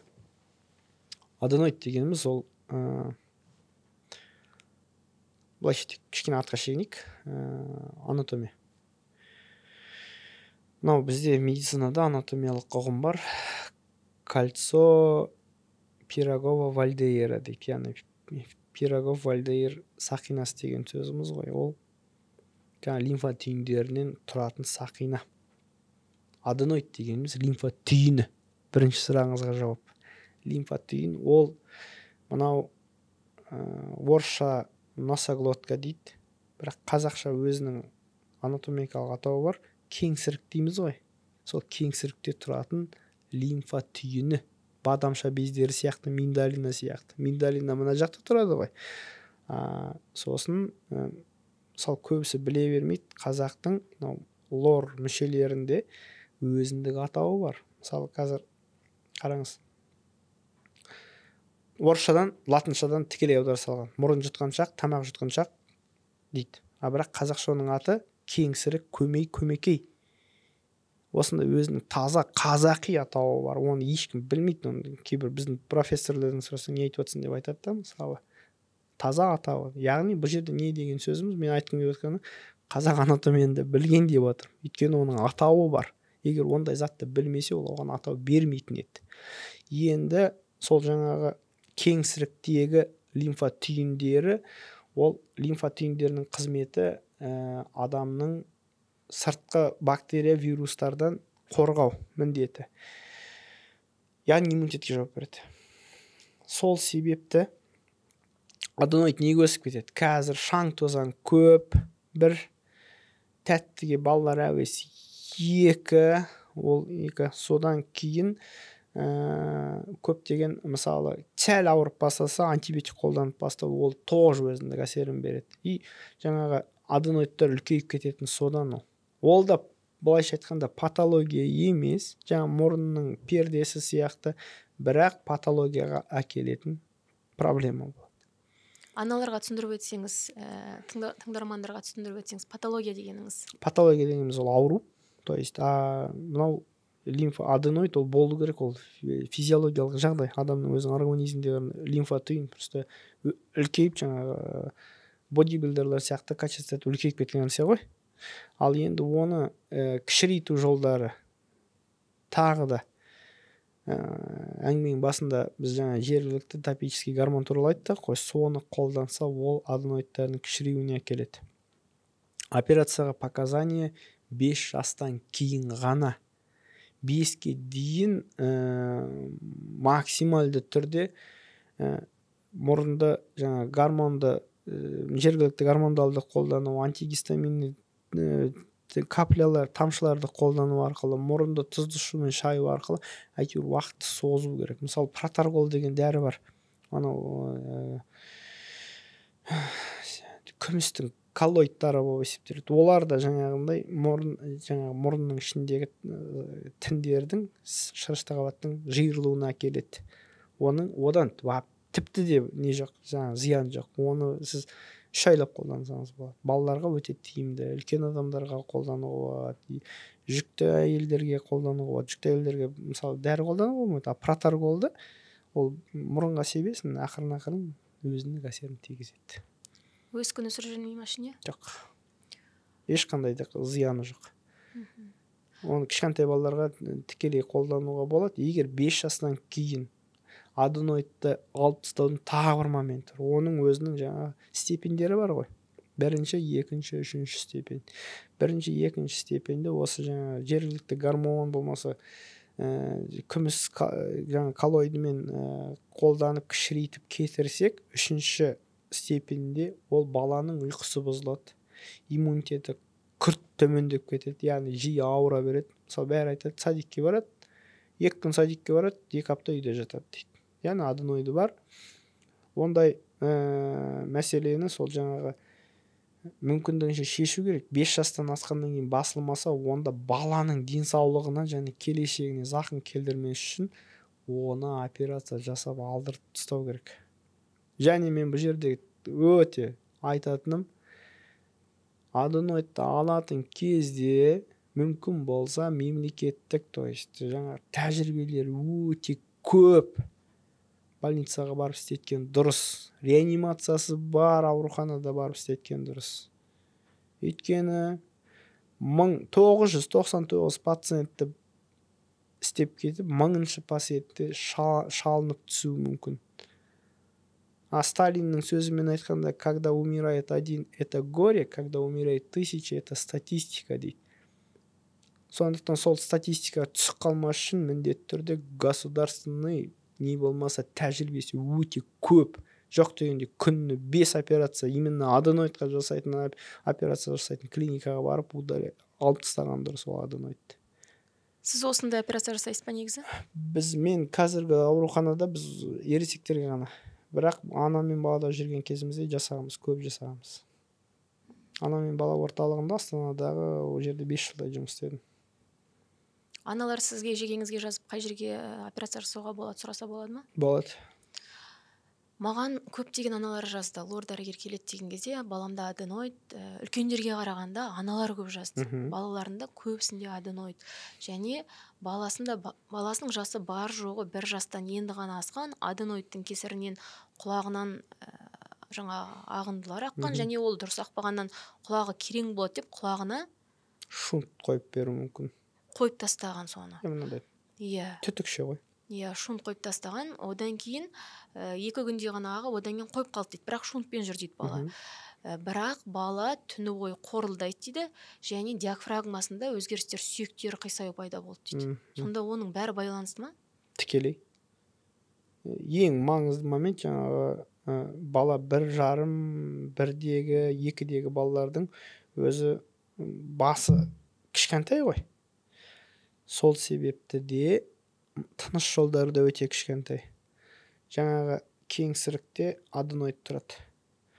Ол неге құлаққа әсер ететіні, сол кеңсіріктің бойында евстахиев түтігі деген түтікше болады. Ол құлаққа барады, құлақтың ішіне ауа жеткізетін нәрсе. Яғни соны бітегеннен кейін мынау шырышты қабаттан ол жерде неғып тұратын шырыш бар ғой. Сол шырыш бөлінбей қалады да, ол іріңге айналады. Сол себепті де ол шунт қойған дұрыс. Бірақ аденоидтарды қайталап айтам, егер бала 5 жасқа дейін операцияға бару өте қауіпті. Сондықтан жаңа жергілікті гормондармен емдесеңіздер болады. Атын да ата кетейінші, мысалы этоцит, авамис, назарел, осыларды күніне дәрігердің кеңесімен деп айтайық. Иә. Соны қолданса болады. Дәрігердің кеңесімен, дәрігердің бақылауымен. Міндетті түрде. Осын барып сұрап алсаңыздар болады. Мен осы гормонды тағайындайыншы. Баланың аденоидтері үлкен екені енді нақты анықталған болса, сеуіп кішкене болсын балаға көмектесу керек. 5 жасқа дейін баланың басы да өседі, тыныс жолдары да кеңейеді. Анау жаңа аденоидтар өздері де кішірейіп кетуі мүмкін. Егер кішірейме үлкен болса, бала относительно қалыптасты, жаңағындай бір тәжірибесі мол клиникаға барып, оны эндоскопиялық жолмен алдырып тастаса, ешқандай сіз наоборот балаға көмектесесіз дамуына.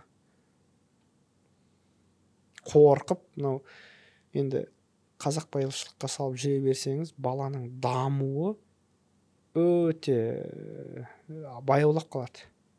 Өйткені оттегі жетіспейді, ми дамымайды, болды, ми дамымағаннан кейін ештеңе дамымайды. Бір кісі мынандай хат жазыпты, баласында аденоид болған екен, одан кейін жаңағы мемлекеттік бағдарламамен тегін операция жасайын десе, бірнеше ай кезекте тұратын жағдай болыпты. Сосын дәрігер айтыпты, сіздің кезегіңіз келгенше, жаңа қыс мезгілі болу керек, балаңызды конькиге беріңіз деп. Сөйтіп конькиді 2 ай теуіп келсе, тексерсе, барлығы жақсы, аденоид жоқ дейді. Бұл сонда қандай ғажайып болды бұл жерде? Бұл жерде енді аденоидтың көлемі примерно бір 2-ші деңгейінде болған шығар, степенде. Сол себепті де ол конькиде енді суық ауа ғой, суық ауа адамның қан тамырларының тарылуына әкеледі. Сөйтіп жаңағы аденоидтың да енді ол қан тамырлардан бұлшықеттен тұрғаннан кейін тарылып және активті белсенді түрде тренировка жасағаннан кейін суық ауа мұрыннан тікелей кіргеннен кейін сол себепті де аденоид кішірейіп өзінен тарылып кетуі мүмкін. Ол өте ондай, мысалы кейбір науқастарға не болмаса осы қысқы спорт түрлерін болмаса жүзуді тағайындаса. Жаңағы 5 жасқа дейінгі балалар операцияға жарамайды деп жатсыз. Бірақ тыныс алулары қиын, жаңа түнде ұйқылары бұзылып, құлағына дейін, сүйектерінің ауысуына дейін әсер етпеу үшін, сондай бір үлкен болып ары қарай асқынып кетпеу үшін сондай қысқы спорт түрлері, бассейн, тағы не ұсына аласыз? Жаңағы күмістің коллоиды, то есть проторгол, соны сепсе болады, местный гормондарды сепсе болады. Енді дыхательный упражнение жасату керек балаға. Алдап әртүрлі логопедтердің істейтін упражнениялар бар ғой, баланы, кішкентай баланы қалай сен былай істе деп айтасың, ол істемейді. Сондықтан сондай бір білікті логопедтерге барып дыхательный упражнениялар жасау керек.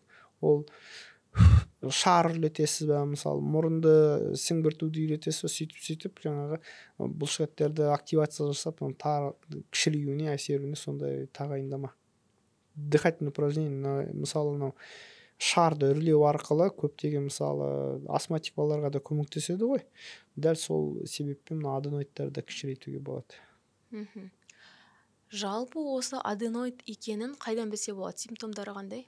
Ауылда отыратын аналарымыз мысалы білмей қалуы мүмкін, асқындырып жіберуі мүмкін. Біріншіден, ол бала пока аденоид үлкен болып өсіп кеткенше дейін аузын ашып ұйықтайды. То есть ауызбен демалады. Сосын өте жиі ауырады, өте жиі. Вот жаңа 2-де 2 ғой ол. 2 күн садикте, 2 апта үйде. Сосын осы 2 негізгі симптоматика. Сосын кейбірлер қорылдап бастайды. Үлкендерші? Үлкендерде олардың аденоидный лицо деген мағына бар. Олардың жаңағы бас сүйегі кішкентай болады, аузы ашық болады. Сосын постоянно былай бүйтеді. Осыны аденоидный лицо дейді. Соответственно, оны диагностика жасаған кезде эндоскоп арқылы көресіз, жаңағы мұрнының ішіне экранды кіргізіп, болмаса компьютердің томография, тағы да золотой стандарт, өте әдемі көрсетеді. Эндоскоппен бірінші тез көрінеді, тез, ыңғайлы, және одан бір особо не жоқ та, зиян жоқ. КТ ол кішкене қымбаттау, ыңғайсыз, бірақ сонда да ол өзінің результатын көрсетеді. Балалардың аденоидына операция 5 жасынан бастап жасауға болады дейсіз, бірақ жасағанның өзінде қайтадан қайталанып, одан кейін тағы жасау мүмкін деген сияқты ақпараттар бар. Бұл қаншалықты рас? Және ол неге қайталана береді? Мынау жаңа лимфа түйіндері ол өсу матрицасына өсу несі қалып қояды да. То есть бұлшықеттер организмді қорғағысы келіп тұрады ғой. И получается, оны алып тастағаннан кейін ол жерге тағы да әртүрлі енді иммунитет әлсіз болғаннан кейін ол мына жерді компенсация жасағысы келеді. Мынандай бір сөз бар, природа не любит пустоты дейді. Ол өте сирек, бірақ кездеседі, ол табиғатта кездесетін нәрсе. Яғни аденоидті кесіп алып тастағаннан кейін ол жердегі бактериялар бар, анау қайттан ол алынған мүше, енді лимфа түйін, ол қайттан белсенділігін бастайды. Сол себепті ол өсіп кетеді. Соған байланысты. Бізде мысалы кейде үлкен адамдарда да кездеседі. Өмір бойы ол мұрнымен қиналып демалып жүрген, перегородкасын көреміз, қисық, оны жасап берсең, енді эндоскоппен көресің, аденоид үлкен болып тұрады. Сосын ал егер оны қалдырып кететін болсаң, сен жасаған операциядан ешқандай әсер болмайды.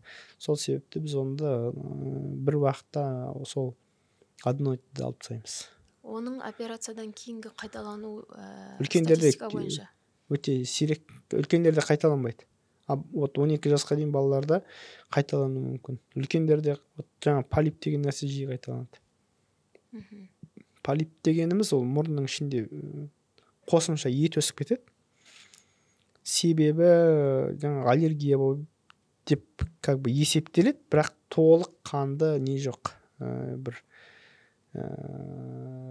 диагноз жоқ, дәлел жоқ, бірақ ең жиі қайталанатындардың арасында 1 жыл мұрнына келеді, мұрны толық бітеліп қалған, сөйтіп компьютердің томографиясын жасап бүкіл пазухаларын мұрнынан қойнауларын бәрін тазалап науқас демалып кетеді, 1 жылдан кейін қайтып келеді, дәл жаңағындай картинамен қайтып келеді.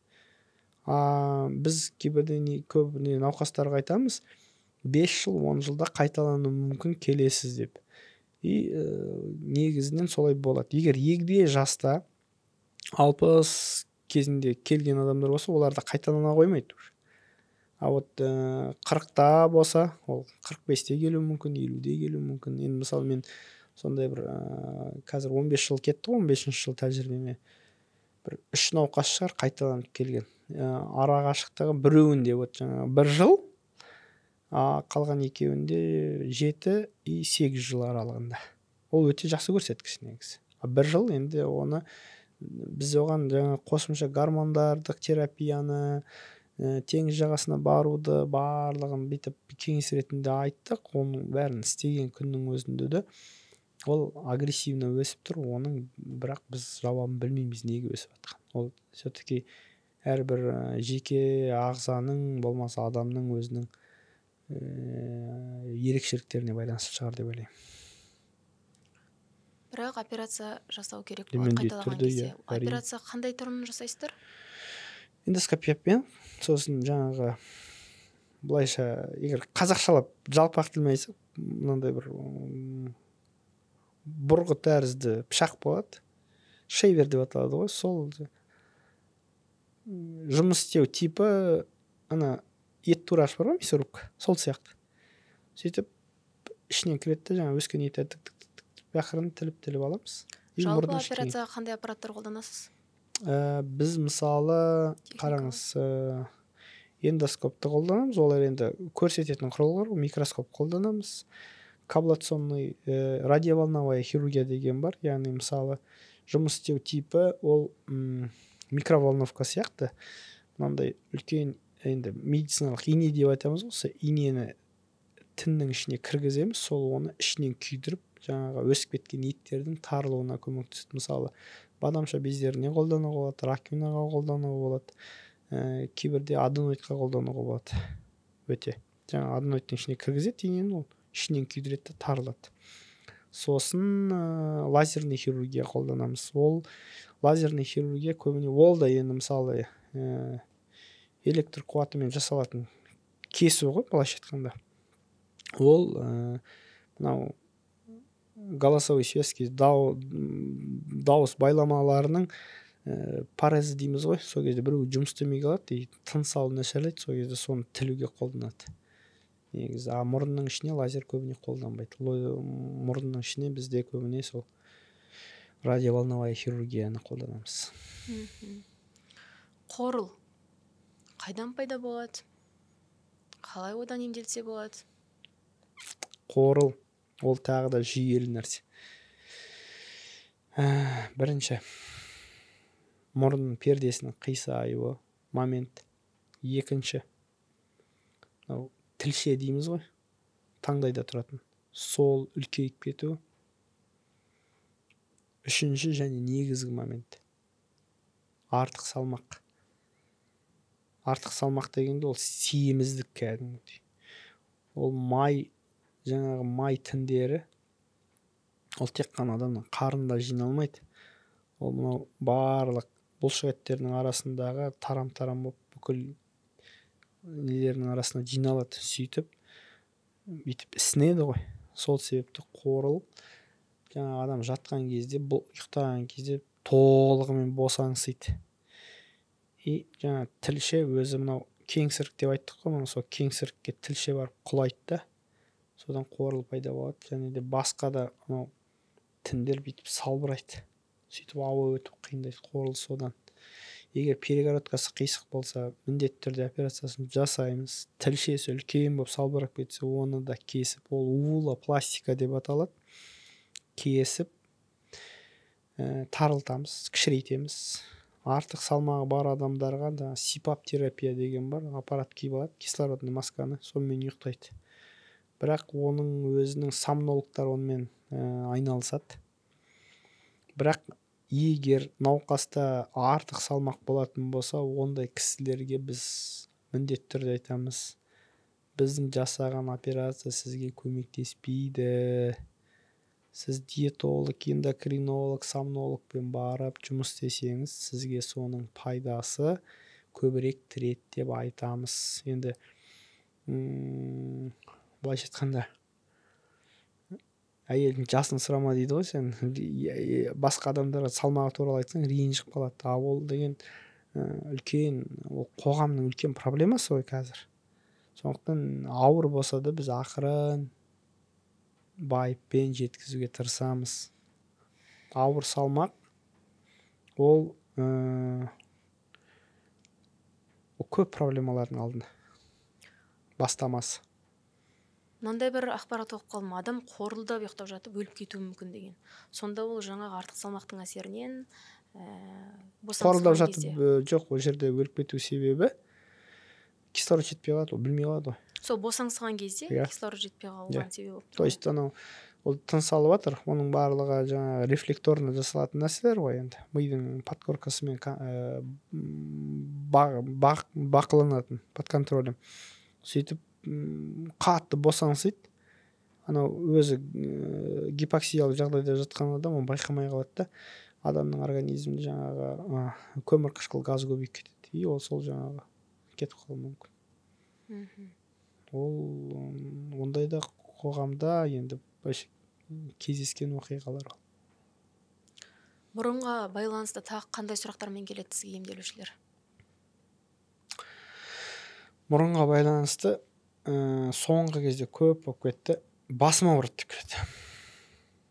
Ұйықтамаймын, басым ауырады дейді. Содан жаңа екі ортада жүреді. Лордмен емес, как раз невропатологқа барады. Сосын эндокринологқа барады. Олар іздейді. Жаңағы вегетососудисті дистониясын қойып береді, шейный остеохондрозын қойып береді, бірақ оның емі көмектеспейді. Сосын қарайсың, проблеманың барлығы мұрынның ішінде. Мұрын демалмайды. И вот жаңағы осы уақытқа дейін айтып отқан проблемалардың барлығы. И көбісінде мысалы жас, болмаса егде жастағы адамдар, олар пока КТ жасап көзіне көрсетпейінше, вот аға, тәте, болмаса бауырым, или ат жөнін айтып, мынау міне сенің мұрныңның іші, мынаны операция жасаған кезде анау айтып отқан проблемалардың бәрі басылады деп айтамыз. Операция деген сөзді естиді, пациент жоқ болып кетеді. Сосын егер дұрыстап түсінсе, келеді, сөйтіп бір аптадан кейін айтады, мен ұйқым қанып бас. Мен ұйқым қан, мұндай есімде жоқ дейді. Қашан соңғы рет ұйқым қанған есімде жоқ дейді. Содан ұйқысы қанғаннан кейін оның басқасы нормализация өтеді. Жаңа регенерациялық процесстер, адамның қалпына келу процесстері ұйқы уақытында жүреді. Мысалы, кейде пациент ауырып тұр дейді, сосын 1-2 күн емдеп, сосын жаңа медсестрадан бар палатасына барып қарашы, не істеп жатыр. Пациент ұйықтап жатыр десе, ол уже белгі да. Пациент идет на поправку. Сол ең өте көп. То есть басым ауырады. Даже өткенде бір рет кардиологтардың несіне қатыстым, кішігірім конференциясына. Сонда бір өте тәжірибелі кардиолог профессор тахикардияны разбирать етіп жатыр. Именно легочное сердце. То есть оттегі жетпейді. Оны біз іздейміз. Непонятный тахикардия. Сөйтсең, оның проблемасы лорда дейді. Перегородкасы қисық, он осы уақытқа дейін на это не обращал внимания, ртом дышит. Болды, ауызмен демалады, ауызмен демалған кезде оның ауаның 50% асқазанға кетеді, 50% енді өкпеге барып айналуы мүмкін. Сол себепті кислородный жаңа аштық пайда болады. Адамдар өздеріне дұрыс қайдерге баруын білу үшін оның симптомы қандай болады? Сонда бас аурудан бөлек, ұйқысы қанбағаннан бөлек. Мұрны дұрыс демалмайды. Олар айтады, мен бүйтіп ашылып жабылып тұрады, бірақ мен оған үйреніп алдым дейді. Ең бірінші симптоматикасы, байқаймын, мен мұрным дұрыс демалмайды. бірақ мен үйреніп кеттім маған как-то это бір күнделікті шай ішкен сияқты зат та. И когда оған түсіндіріп айтасың, сенің когда ұйқың қанады, то есть мұрның толық қанды дем алған кезде сенің ұйқың қанады деп түсіндіріп айтсаң, сөйтіп ол операцияға келгеннен кейін буквально бір аптадан кейін сезеді. Даже ол больницадан кетпей жатып, мен бұл бала сияқты деп айтады. Вот жақсы. Қоғамда ондай мысалы адамдар көп. Или дәрігерден қорқады, или операциядан қорқады, просто жүре береді. Былайынша бас ауырмайды, бірақ ұйықтаған кезде, таңертең оянған кезде бас ауырып оянады адамдар. Дел сал болып тұрады. Сондай болуы мүмкін, ол да осы диагноз болуы мүмкін. Егер таңертең оянғанда бас ауырып оянатын болса, бір кісіден сұрайсың, мысалы, басың ауыра ма? Жоқ. Ұйқың қана ма? Жоқ. Вот екеуіне де жоқ жауап беріп тұр да. Значит, оның ұйқысы қанбайды. Неге қанбайды? Мұрнының ішінде какой-то мүмкіс бар. Или мұрнының артқы жағында. Сондай. Ол дополнительно өзі жаңағы түн ортасына дейін соткада жатып, ұйықтамау деген ол басқаша момент. Сен уақытылы мысалы жоқ дегенде бір 11-12-де ұйқыға жатып, ұйқың қанбаса, значит, оны іздеу керек. Бізде қоғамда былай ғой. Былайша айтайықшы. Бір нәрсені рассрочкаға ала салуға 250 мың теңгені бөле салады. Ай сайын сол 25 мың теңгені төлей жатыр ғой. КТ 25 мың теңге десе, жоқ, қымбат деп айтады. Вот так. Сондай мәселе бар да көп. Денсаулық, егер денсаулық болмаса, саған қалған нәрсенің бір несін, қызығын көре алмайсың да. Дұрыс айтасыз. Жалпы мұрын қанау туралы айтып өтсек енді. Мұрын қанаудың себептері, не үшін мұрын қанайды, оның алдын алу, ол ненің симптомы болуы мүмкін, ненің белгісі болуы мүмкін? Біріншілікті белгі ретінде болуы мүмкін, және екіншілікті белгі асқыну ретінде. Біріншілікті белгі ол мұрынның алдыңғы бөлігі, шырышты қабаты. Енді бізде көбісі орыс тілінен аударылған ғой, зона Киссельбаха деп аударылады. Жаңағы кішкентай капиллярлардың тоғысқан жері. Сол капиллялар жарылады. Неге? Ол әртүрлі, мысалы шырышты қабаты жұқа болады, мысалы қатты сіңбіріп қалуы мүмкін, өзі зақымдап алуы мүмкін. Балаларда жиі қанайды, олар өсіп жатыр. Одан қорқудың қажеті жоқ, оны тек қана просто тоқтату керек. Қанды тоқтату керек, сосын жаңағы қан тамырларының қабырғасын қатайтатын самый витамин С ғой, соны уақытылы ішіп тұру керек. То есть ішіп тұрса жақсы да, витамин С бір айдың көлемінде. И мұрынды қатты сіңбірмеуді тағайындаймыз, пока жазылып кеткенше дейін. Әртүрлі маздарды жағуға болады, шырышты қабатын жаңағы эластичностін жақсарту үшін. Қозғалмалылығы дейміз ба, қалай енді, сондай. Екіншілікті себеп ол кардиологиялық проблема. Кардиологиялық проблема, давление көтеріледі. Жаңағы жерде өте айттым, қан тамырлар өте көп, қысымның әсерінен ол жарылып кетеді. Оның да мәселесі екі жерден шешу мәселесі. Оны күйдіріп тоқтату керек. Оны былай жаңағы тампондарды қойып тоқтатсақ, ол бәрібір аға береді. Және де сол моментте қан қысымын қалпына келтіру керек. Өйткені мысалы бізде енді хирургический профиль болғаннан кейін жаңағы кардиологиялық профильден пациенттер келеді. Біз оларға андай тампон қоймаймыз, жаңағы қан ағып жатқан жерін тауып аламыз да, ақырын қан тамырды күйдіріп береміз. Сол жерден тоқтатады. Ол сол жерге дейін келіп тұр ғой өзі. Бірақ одан кейін ол қанамайды. Пациентке де дискомфорт жасамайды.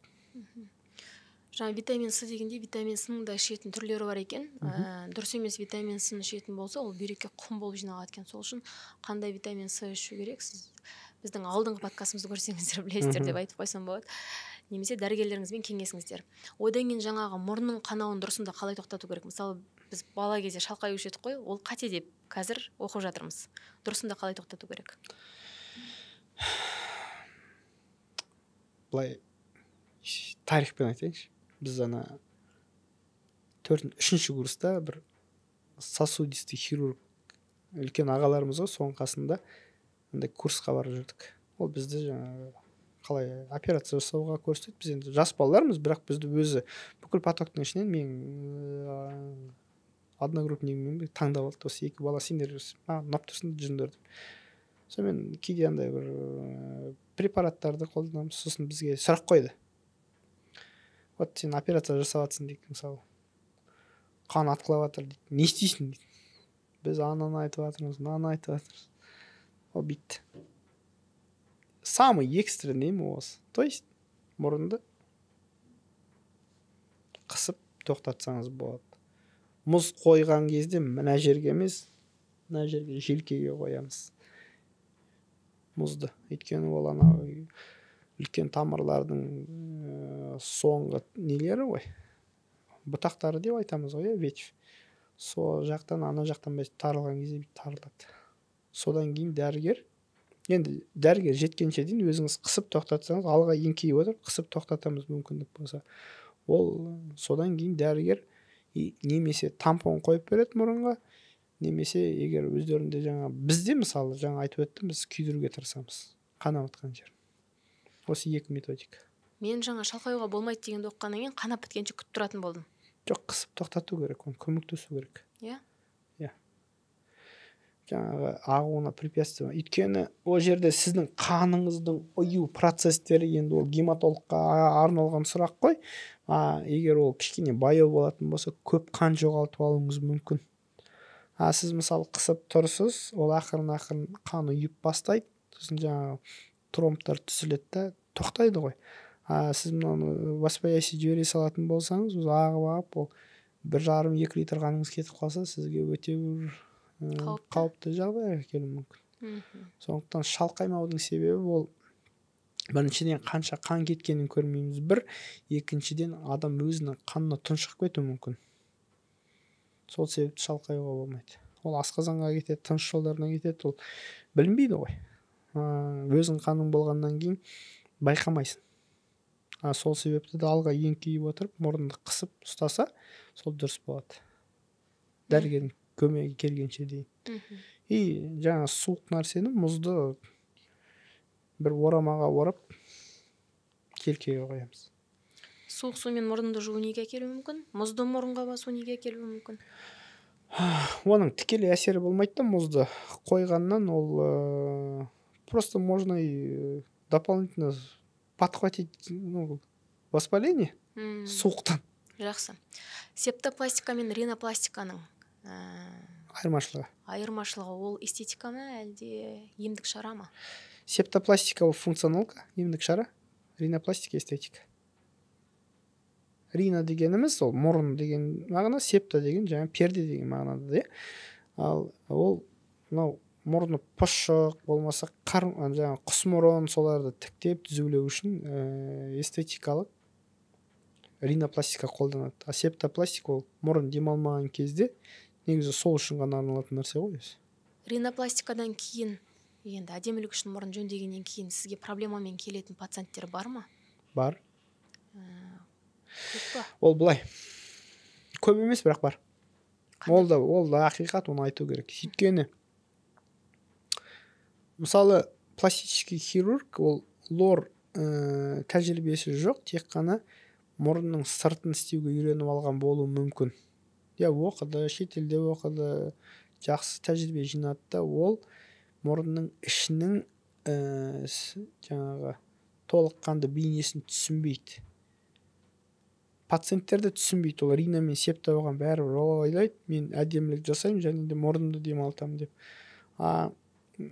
Анатомиялық құрылымы бойынша мұрынның сырты, сүйектері бөлек, жаңағы мұрын пердесі бөлек. Сөйтіп ол сыртын ашып, жаңа терісін көтеріп, әдемілеп, кертіп, дұрыстап, тігіп істеп береді. Септопластикаға жаңа мұрын пердесі қатты қисық, оны көрмейді, жауып кетіп қалады. Егер ол рина таза пластический хирург болатын болса, сосын проблема қалып қояды. Ондай мұрынды істеу өте қорқынышты. Себебі біз мынау астында тұрған мұрын пердесі ол ненің үйдің балкасы ретінде ұстап тұр, опора. Егер сен қазір хрящты алып тастайтын болсаң, мұрны құлап қалуы мүмкін. Онда бізде мысалы седловидный нос деген, ертоқым тәрізді мұрын деген даже целый не бар, нозология бар. Сондықтан ондай науқастарға кейде біз келісім бермейміз септопластика жасауға. Өйткені біз білмейміз оның ана жердің немен тігілді, қандай нәрсе ұстап тұр, сүйекті қаншалықты қозғалды деген сияқты. Ал егер ринопластикамен мұрында демалысы проблема және сыртындағы әдемілігінде бір өзіне көңіліне көншімейтін болса, ондай кезде екеуін қоса істеген дұрыс. То есть ринопластикамен риносептопластика болады. Онда полноценный операциядан кейін мұрны да әдемі, тыныс алысы да әдемі болады. Мұрынға байланысты тағы да қандай мәселелер айтып өткіңіз келеді? Қандай мәселелер бар? Нені білу керек? Мұрын жылына адам өз қолы өз аузына жетіп, кәмелет жасқа толып, өз үшін өз шешім қабылдайтын кезде бір алаңдататын, мұрын тыныс алу жағынан алаңдататын болса, КТ-сын жасап алып, лор врачқа барып көрсету керек. Сосын лор деген, дәрігер деген, ол мысалы менің жеке көзқарасым. Мүмкін болса, егер мына кісінің айтқан сөзі ұнамаса, жоқ дегенде 3 адамға бару керек. Мен всегда айтамын, бір дәрігерге байланып қалудың қажет жоқ. Мысалы КТ жасалған кезде ол науқасты көрмейді, оған результатын көреді, басқаша диагноз жазып беруі мүмкін. Сосын ол лорға барады, лор басқа нәрсені көреді, ол басқаша нәрсені айтып, басқаша ем тағайындау мүмкін. Где-то бір логикаға сәйкес келмейді.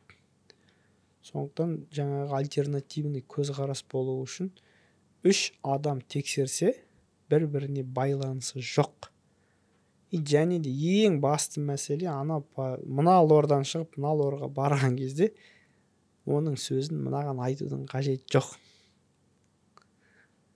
Жаңа барған жаңа дәрігерге мүмкіндік беру керек. Қандай диагноз қояды екен, не айтады екен. Ал егер 3 адамның сөзі бір жерден шығатын болса, значит, что-то неправильно, надо оперироваться. Вот так. Тағы бір сұрақ есіме түсіп отыр. Кішкентай балалардың мұрнын тазалайтын кезде мына аспиратор деген аппараттар шықты, соратын. Сол жалпы соған қалай қарайсыз? Меніңше қауіпті сияқты. Қауіптілігі бар. Өйткені оның жаңағы күш қуатын есептемей, мұрынның ішіне зақым келтіруге болады. Шырышты қабатын жыртып тастауға болады. Болмаса жаңағы мұрын арқылы құлаққа әсер етуі болады. Оның бәрі кішкене өте бір байыппен қарайтын нәрсе. Осторожность. Кішкентай балалардың мұрнын қалай тазалау керек? Сонда жаңа физрастворды шашып? Соприсос деген нәрсе бар ғой. Иә. Қауіпті емес па ол? Енді мамасы, анасы жаймен тарта алатын мүмкіндігі бар ғой. Ол өзінің күшін есептейді, ол аппарат емес қой, солай істеуге болады. Мынандай кішкентайлары бар, оны ақырын тартып қалсаң, ол жаман әсер бермейді. Сондайларын қолданса болады. Тем более, оны алдын ала бірінші нету керек. Жұмсартып алған дұрыс. Тұзды суды. Физраствор тамызып жібердік, 1-2 капля. Сол физраствор шашқан кезде бала тігінен отыру керек екен. Біз жатқызып қойып жасағанымыз қате екен, мысалға, иә? Мынау үлкен проблема. Кішкентай балаларда менің оны лорда негізі көп қоғам біле бермейді. Бұрынғы әдебиеттерде сосын үлкен аға буын лорлар біледі. Болезнь ленивых мам деген ұғым бар. Біз әңгіменің басынан бастап мұрын мен құлақ тығыз байланысты деп айтып жатырмыз ғой. Болезнь ленивых мам қайдан шығады? Жаңа құлақтың отиті 2 жасқа дейінгі балаларда. Түнде ұйықтап атып емізеді баланы. Бала шалқасынан жатып емеді, мұны мұрын жұтқыншағы арқылы, жаңа кеңсіріктегі түтікше арқылы сүттің тамшылары құлаққа өтіп кетеді, содан іріңдейді. Ол ешқандай да бір тұмау неге байланысты емес. Ол именно мамасы өзі жатып емізгенге байланысты. Сондықтан да қанша жерден шаршап тұрса да өзі отырып алып мынандай қалыпта емізсе, ол балаға құлағының ауруларының профилактикасы түн ортасында да міндетті түрде. Ол сондай нәрсе. Оны көбісі біле бермейді, бірақ білгенге маржан. Мен өзім білетінімді жеткізіп жатырмын осы мәселе. Керемет ақпарат болды.